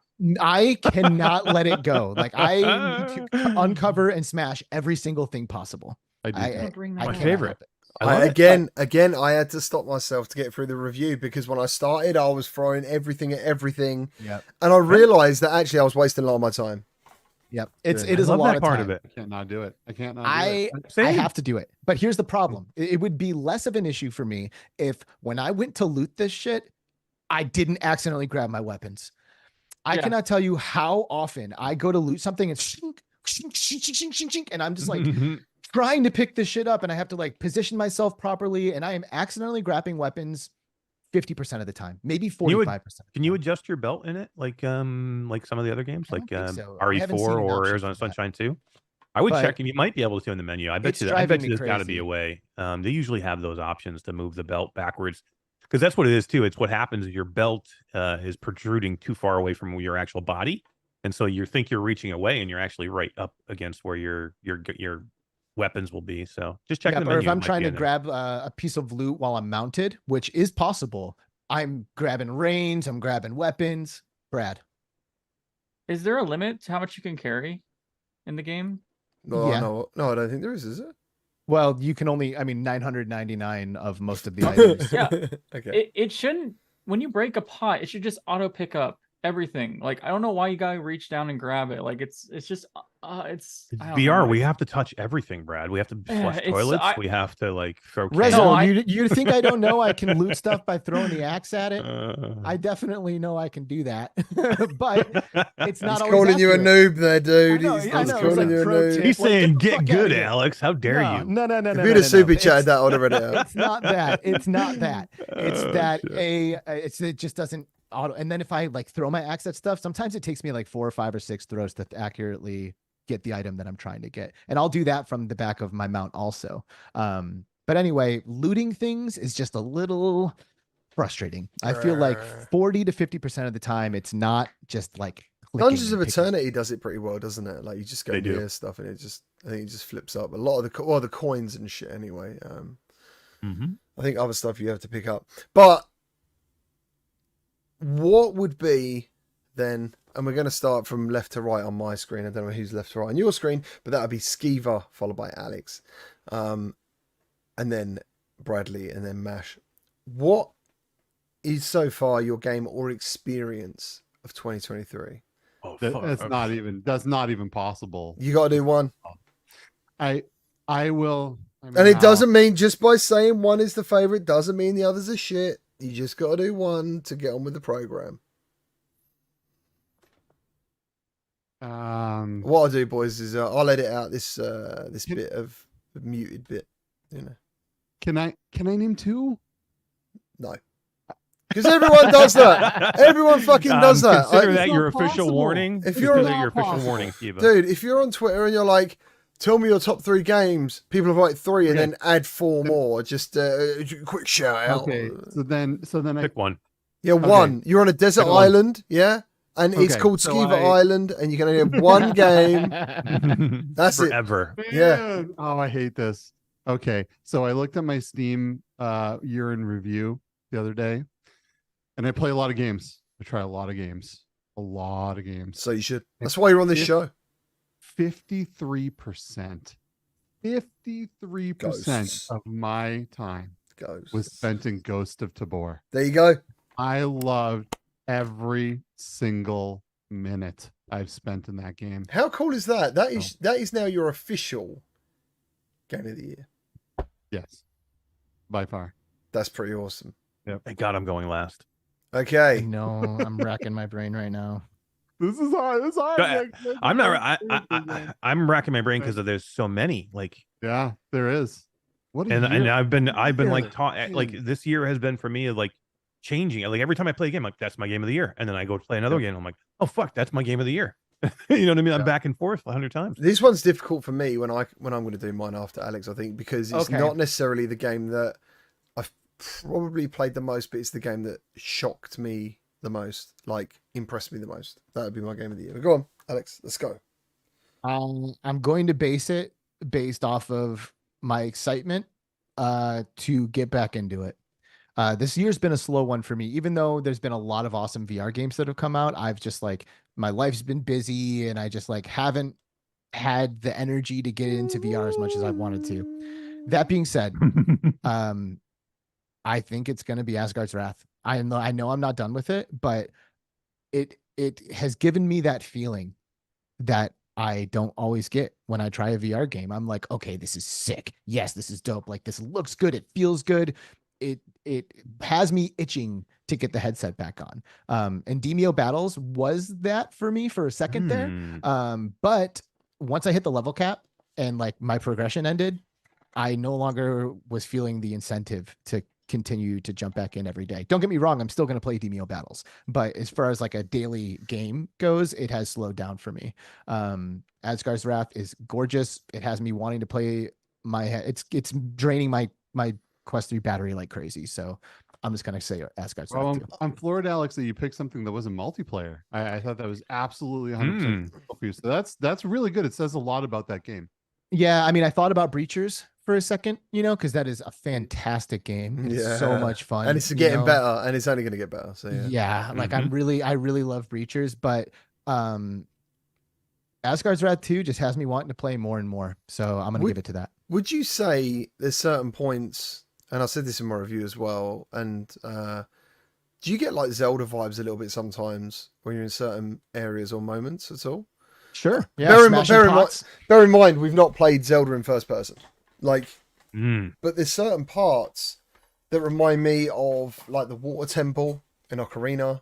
There's just God, certain puzzle. Yeah. Just ruined me, dude. Yeah, I have like PTSD from the water temple. Mate, keep going in Asgard's. But yeah, for me personally, I'm gonna say Asgard's Wrath 2 as well. Crazily. Wow. And there's some definitely like 0.1 close second, which I'm not going to mention because we're not allowed because of the game we're playing. No. I think Asgard's Wrath 2 like really surprised me in many ways, to the point I was like, wow, like, yeah, this is what happens when a lot of money is thrown at a game in VR. Because that's what it is. And obviously a talented team. So, yeah, I would say Asgard's Wrath 2 is probably my game of the year this year. What about you, Brad? Job sim? No, probably Call of the Mountain, to be honest. That's excellent. That crossed my mind. I mean, that is an amazing game, to be fair. That game got me sick a lot, but it was probably the only game that got me sick that I wanted to finish, because it really felt like I was on a journey and actually getting somewhere. Never felt overwhelmed. I thought a lot of the interactions they did were really good. Like it just felt, yeah, I don't obviously play games that much, but that just felt like a completely polished game that I appreciated from start to finish. Yeah, that game had so many, that game for me had more wow moments than like the climb and stuff. Like, and some moments where I felt like I was getting wows from like I did in Half-Life Alyx.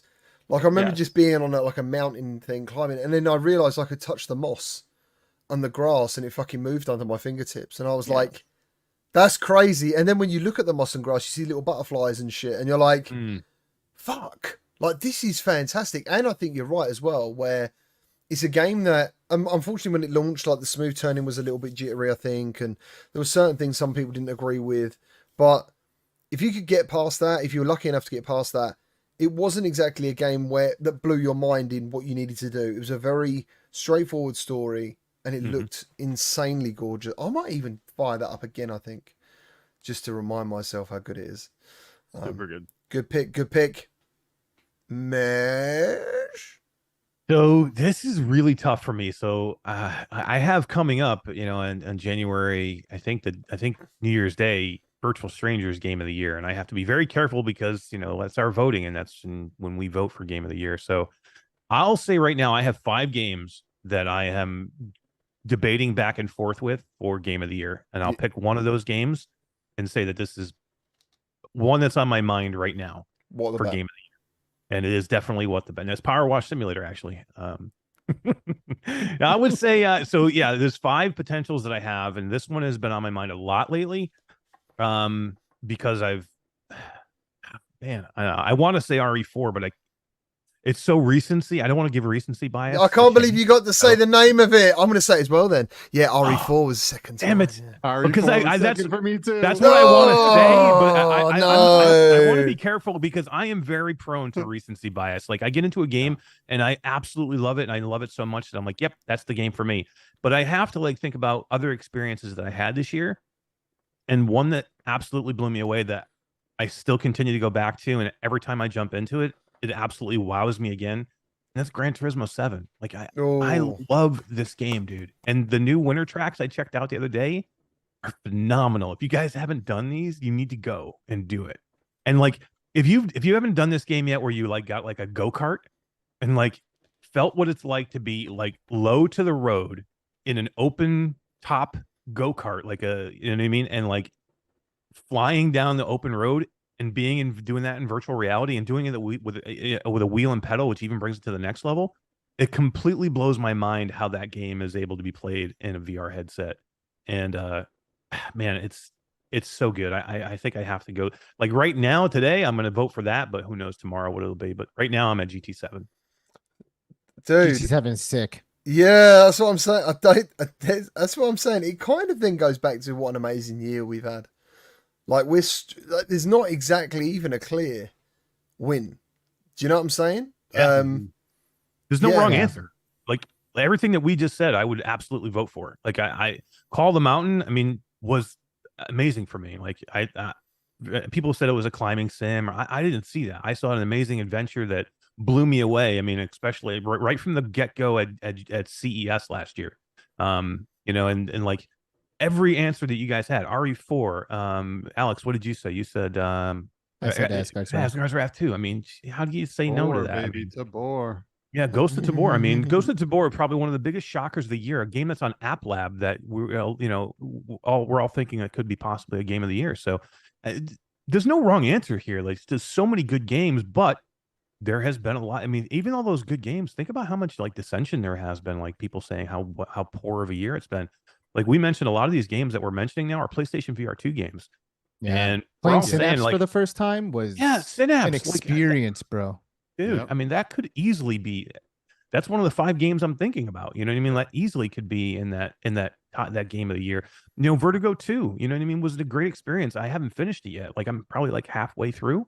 I've been waiting to experience it on PlayStation VR 2, so that's why I've been holding out. But there's another one. But we're in a year that I think we're sometimes overly critical, especially of PlayStation VR 2, because we say it's just hasn't had a good year, but it came out so big so early, and then there was such a drought in the middle, and then what it's finished up with here in the last couple months, it's been crazy good. Yeah, Stride Fates is up there for me too. I never thought that would have been a thing. Yeah, it completely floored me that's even in my list, but it is. It's one of my favorites. Dude, that was actually a really tough conversation. Yeah, thanks a lot. That was really That was hard. That was hard. That is really quite tense. So what's Picking been one is, man. It is so hard, man. It is so hard. And I'm loving reading it. Have you guys in the chat? Drop your game of the years if you can. Do it now, please. That'd be awesome. Just put GT GOTY and then the name of the game, because I'd love to see. There's 164 of you here. It'd be great to see what is the game that you think demands such a massive title. I mean, as I said, there's been some great games. And I know like Red Matter 2, I think I think it released last year. I'm not too sure. But seeing that game all over again. November. Seeing the game all over again in PSVR 2 and On Quest 3 was fucking phenomenal. Like, again, jaw-dropping. You're like, wow. So here we go. Oh, Alakazam did a donation earlier. I do apologise, mate. And I've lost it in the chat. And the chat has moved so much. Wow. Sorry, dude. Thank you to Alakazam for the donation earlier. I missed the message. I do apologise. But let's go through some of these. We have got Brannon VR. He's put Breaches. Alakazam has put Asgard's Wrath 2. Artful's put Assassin's Creed Nexus. Old Dast put Resident Evil 4 Remake. Paradise Decay has put Power Wash. Vedno, I do apologise, has put Seventh Guest, another fucking awesome game. Seventh Guest, oh my god, I love that game so much. Super, it's so good. Yeah, so good. And so like different, you know, and presented differently as well. Silver Nexus, Synapse, again, amazing. What is it, Brad? Is it Waifu? Waifu. Yeah. Waifu Enjoyer says Lies of P.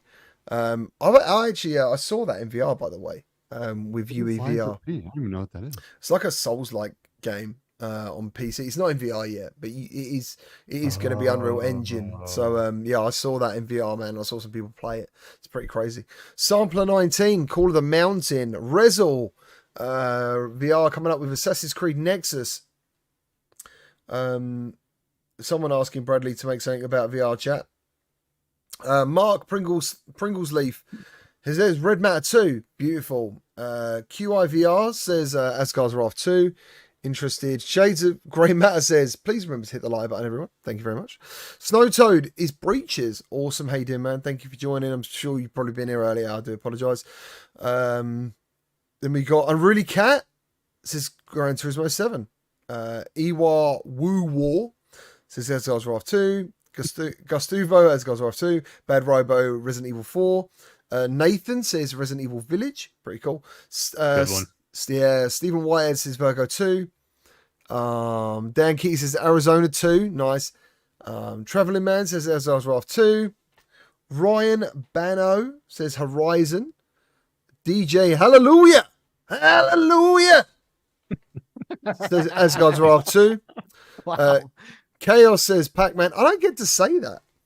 I don't get to say it, so I thought I'd say it. Hallelujah. Yeah, I just remember like from Shrek with the song Hallelujah, whatever it is.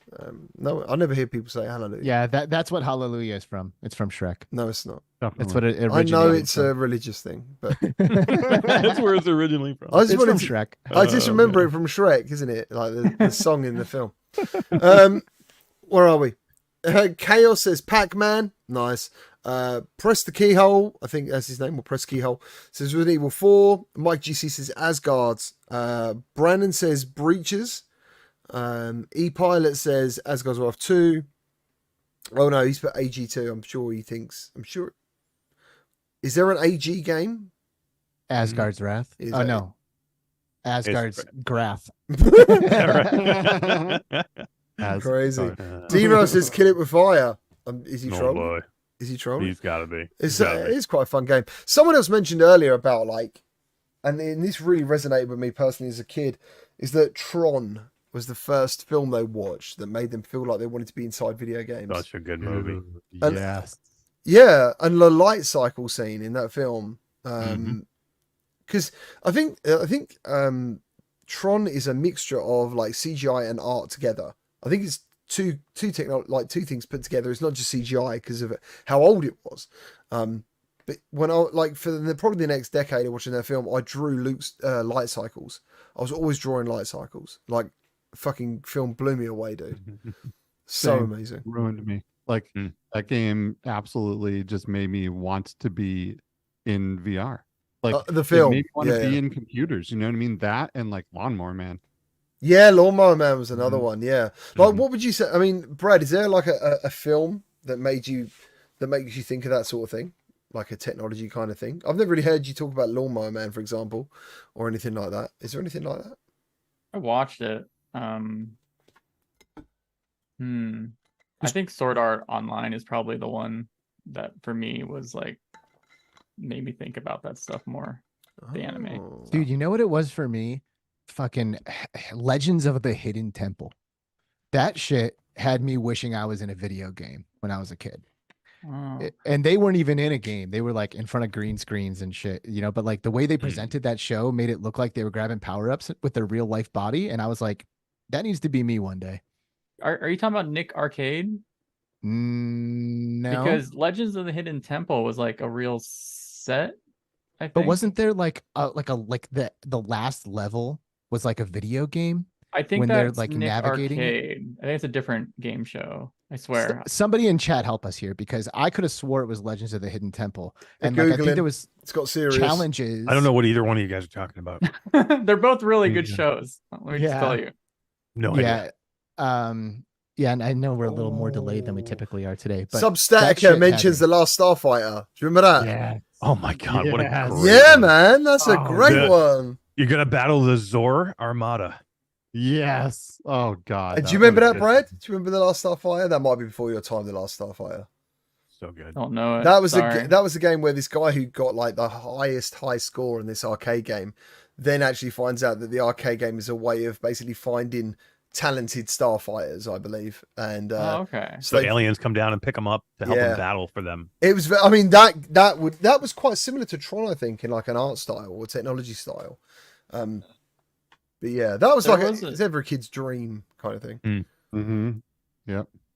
There was another show I watched that's not that popular, but it's called Code Lyokyo. It's like another kind of anime where they upload their brains into computers and have to fight evil to save the world. There's a lot of stuff like that. Nice. Do you know another one I thought about as a cartoon was do you remember when Nintendo did cartoons like Captain N? Oh yeah. And right at the Yes, beginning dude. of that, he gets sucked into the TV, into a video game. I remember thinking, like back then, obviously, like the graphics were 8-bit, but they looked great at the time. And I remember thinking that'd be so cool, dude. Like to meet Mega Nick Man. Arcade is definitely it. Oh, Brad was right. He was right. Yep, Nick Arcade is the name of that shit. It looks like a video game, but people's bodies were navigating I it. thought he was going to and- tell you to get wrecked. Could you say that Brad, Get again, wrecked, nerd. Brad? Get wrecked, idiot. He's I such a didn't even youth. have any. I Oh, didn't even such have a anything youth. to prove. Get I still wrecked, feel like I've bro. been defeated. Get I wasn't wrecked, even competing, bro.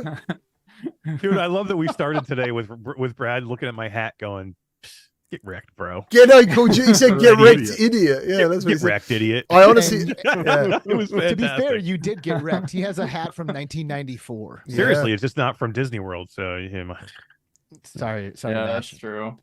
Let me give this one to Brad. Gracing my own people. I'm bringing him over a Disney World hat.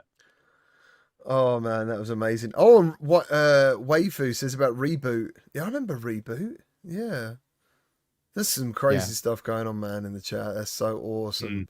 Oh yeah, Rocksteady. It is a UK thing. There was a UK show called Nightmare, and I don't know if you guys ever saw it, but basically one adventurer, and this was like my first thing of like where I wanted to go into like dungeons in games.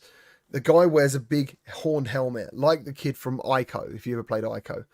And he goes into a maze, but 3 of his friends play the game. He can't see anything, he's blind. He's got a satchel for items, and they literally steer him around this maze full of like stuff that's going to fucking kill their friend. And it was all computer generated. Like, that was amazing. That was amazing. And it had great music. That was great. I might actually watch an episode of that tonight on YouTube. It's fantastic. Did you Yeah. guys ever have the Games Master TV show or anything like that in America? Did you ever have video game shows, for Yes. example? Oh, okay. Yeah, we did several. Several. God, Yeah, in the 80s there was a lot of them because arcades were huge. All of a sudden you were bringing people on, kids in to like battle it out on different arcade games. So there was quite a few. I There still was love They even were awesome. something that was like these televised competitions of kids playing like 3 games back to back to back. It was like grab 50 rings of Sonic, like beat the first level in some other like airplane game. It was like a competition where like they had to play 3 games in a row and like run from one machine to the next to the next. Obviously, I can't remember the name of these shows from when I was a kid, but there was another one that did that with console games. Dude, I'd love some of that. Can we give a quick shout out to Peanut? Peanut. What's up, Peanut? Hey. Oh, Peanut. Blue Eyes. Hey, Peanut. Who's a good peanut? Who's a good peanut? Yo, let's that reminds me. Let's just let's give a shout out to the best VR dog like that's ever been made, which is Buddy in Arizona Sunshine 2. Like, yeah. wow, man, did they pull off a powerful character? And the dog looks awesome, and it reacts like a dog, and you pet it, and he's like just so cool. The way the dog helps you throughout the game, man. Shout out to Buddy. Shout out to Buddy and and to Peanut. And to Peanut. Absolutely. But Peanut first. Peanut, Peanut first. infinitely Peanut. I mean, play Vertigo too. Yep. Hey, Want to talk about VR? if there's devs who watch this show and they like ever want to put a dog into their game, put Peanut, and I'll probably shill your game to the end of the earth. Just saying, That's all you need. that's all you need. You heard it here, developers. You need Peanut. I don't care how crappy your game is. Put the nut in it, and I'll make people nut for your game. You know who else likes to get the nut in it? Oh, who doesn't? Do you know Yeah, what? she Here's another good film brought out by Proud Dog, Flight of the Navigator. Good Oh one. yes, what a freaking movie, I man! fucking watched the Oh, shit out of that when dude. I was a kid. Yep. Me too. Oh, dude, it's so good, so good. Remember the Wizard? What the Wizard? The Wizard. Let me look it up. Yeah, that's where they debuted Super Mario 3. What? Yeah, Because the first time public's they ever first showed look. it was in that movie. Yeah. Mm-hmm. Oh, I tell you. Oh, yes, I do remember the Wizard. He got the Power Glove. Yeah. It's so bad. It's so bad. There was another one I just thought of. Oh, Hackers. Do you remember Hackers? Yes. It had Great Wipeout in it, didn't it? Hackers. Yeah. A very pre-rendered version of Wipeout. It looked nothing like it on PlayStation. But yeah, would Peanut survive a zombie apocalypse, Brad? No, course. absolutely not. Oh, No, come on. He's got no. to. Oh, I mean, yes, yeah. Plot twist, yes. Can we not get him ready now? Start feeding him people now. Getting him ready for the taste. Dude, he is so picky with food, man. Oh my god. I don't think human meat will do it. I say that to my kids though. They're like, I don't want this, and I'm like, one day you might have to eat people. I'm like, just fucking get on with it. Do you know what I mean? I do actually say that as well. Arizona sent me a gift box. Dude, that thing looks so sick. jealous. That So makes me jealous. wish I was a real content creator. You are. Yeah. You are.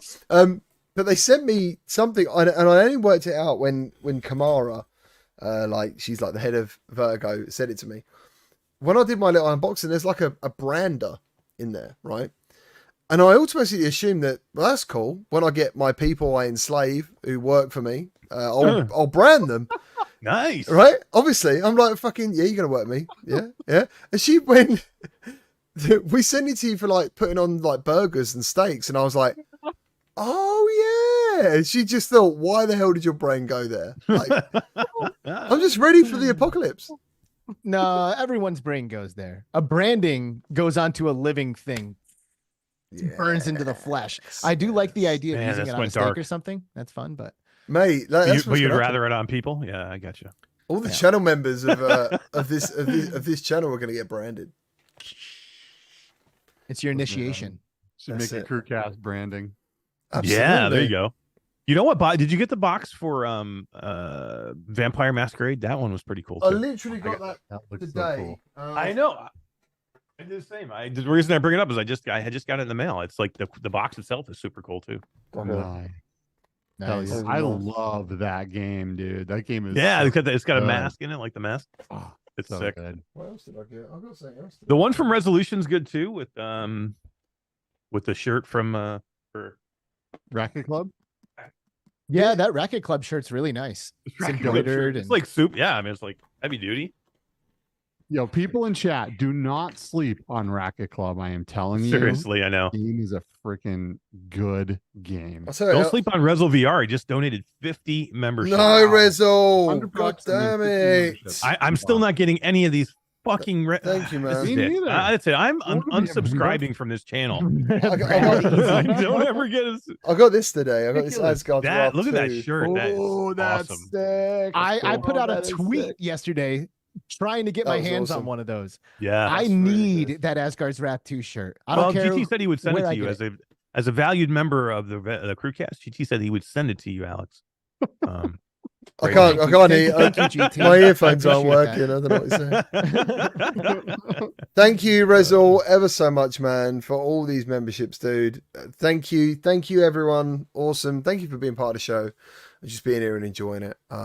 It's great, and I really want to apologize for the lack of consistency. It's been pretty poor in some ways, but when you've got so many great guys on one show, it's really hard to do it without the guys, and everyone's got a busy schedule. Everyone's got mental health. Everyone's got things to do. So thank you for bearing with us. And hopefully when we do get together, you feel it's worth your time. This is so much fun. Well said. Thank I you. love this. I love this show. Yeah, I love doing this. It is. A lot of fun, and I mean, like, right now we're on a break from Between Realities, but even when we're on Between Realities, the format of that show does not allow us to just like dump how we're feeling about what's happening today. Like we always have a guest on, and the conversation kind of revolves around who we have on and like what they're into and all of that. So coming here and being able to do the CruCast has been amazing.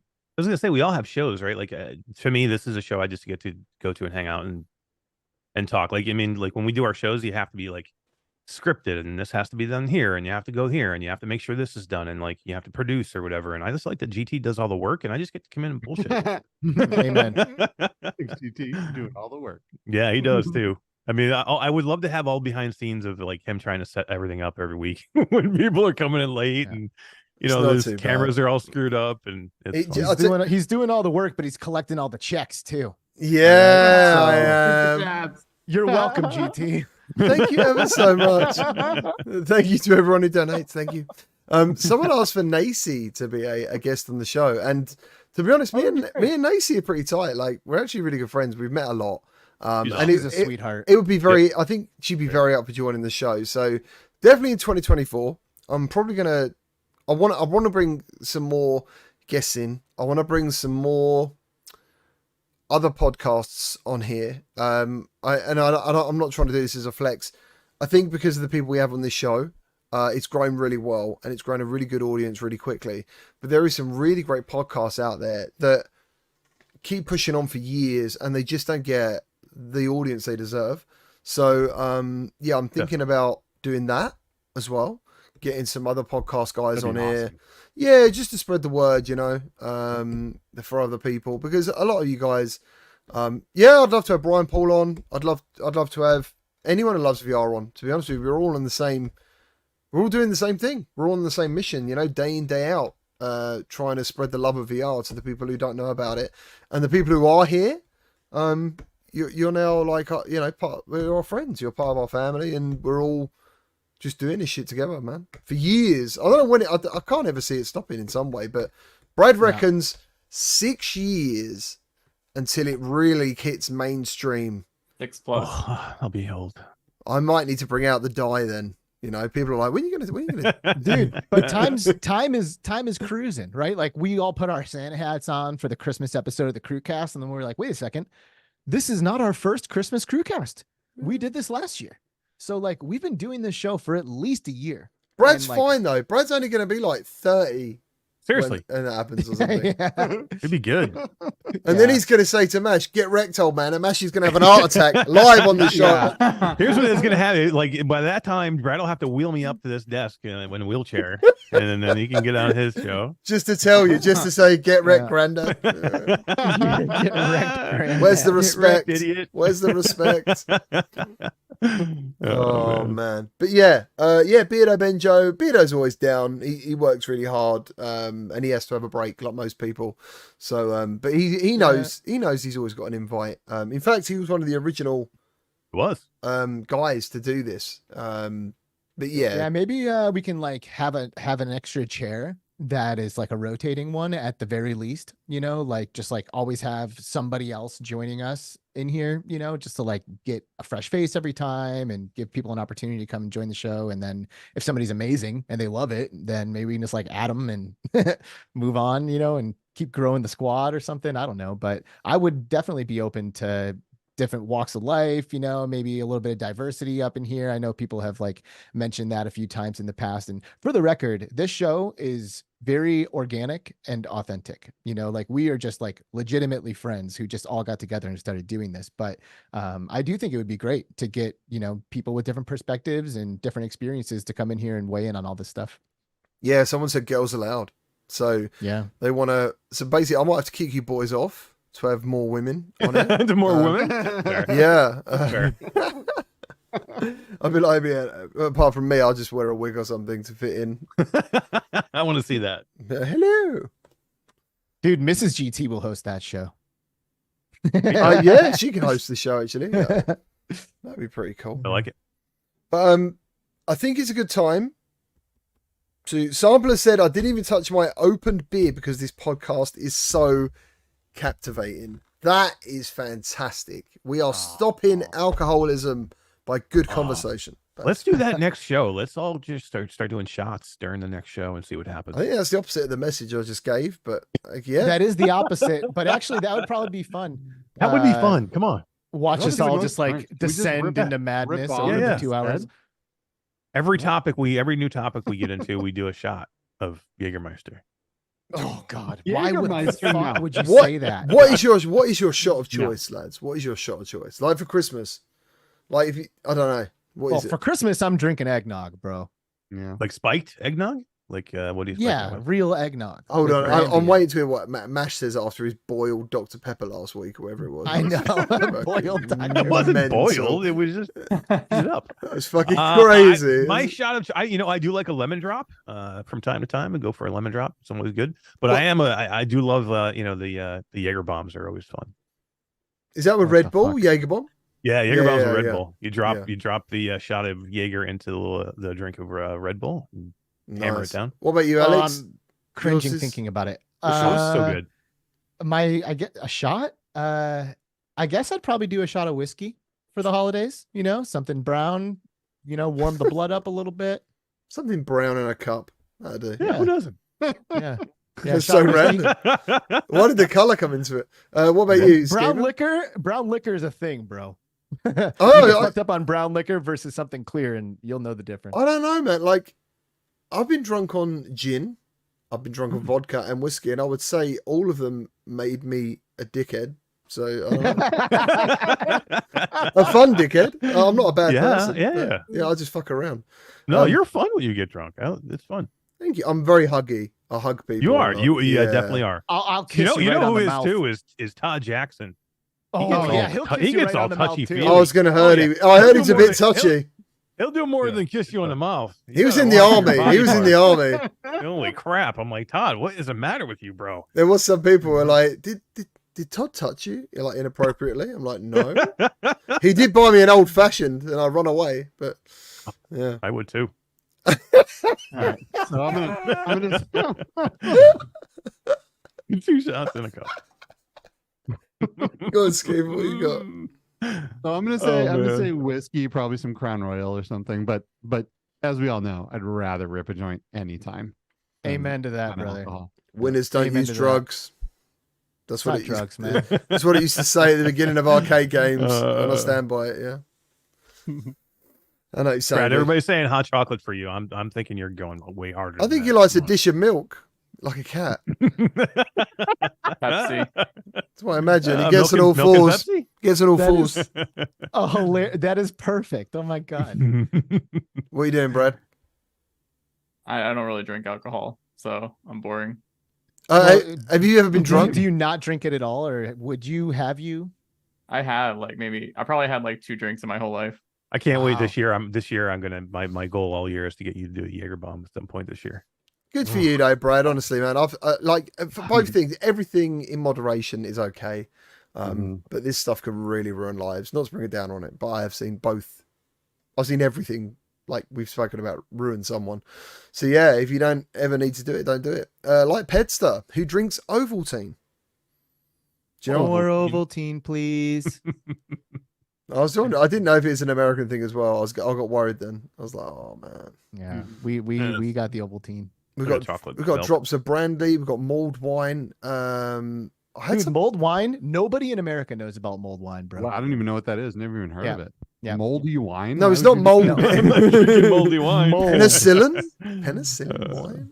Mulled wine. It's spiced wine that's heated on the stove.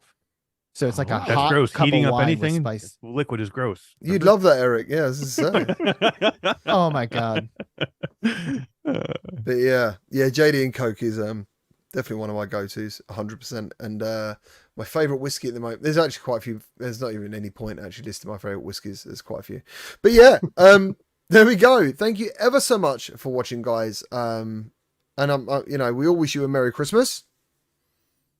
Happy Merry holidays. Merry Christmas. Merry Happy Christmas, holidays.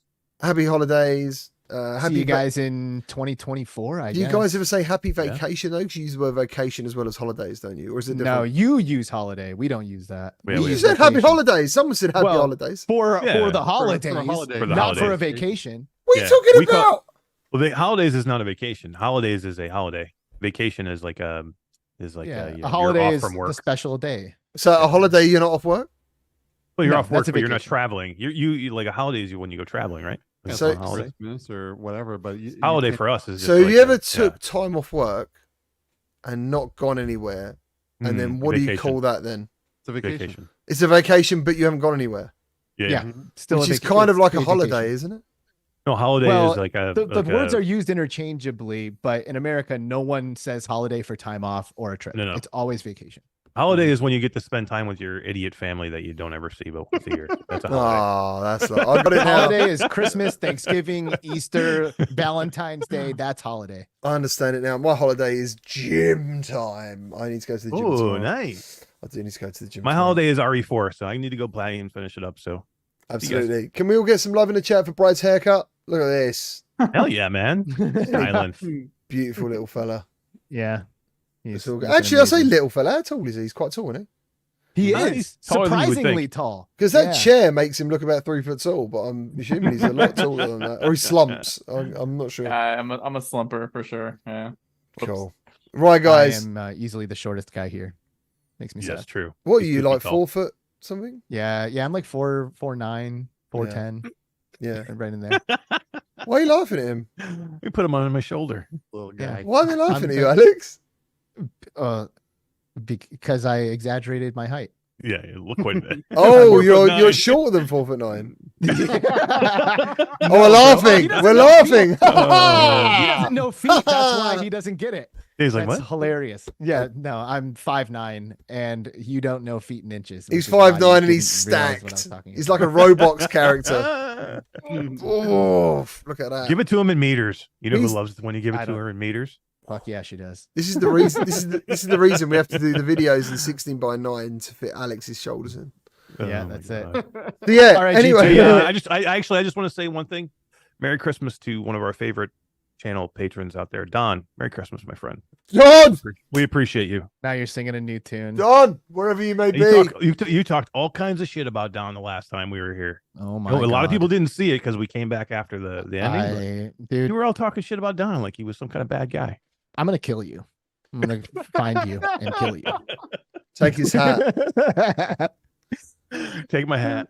I'll Yeah. give you my hat. Merry Christmas to Don and Merry Christmas to everyone in the chat. I hope you stay loving VR, enjoy the holidays, and we'll see you in 2024.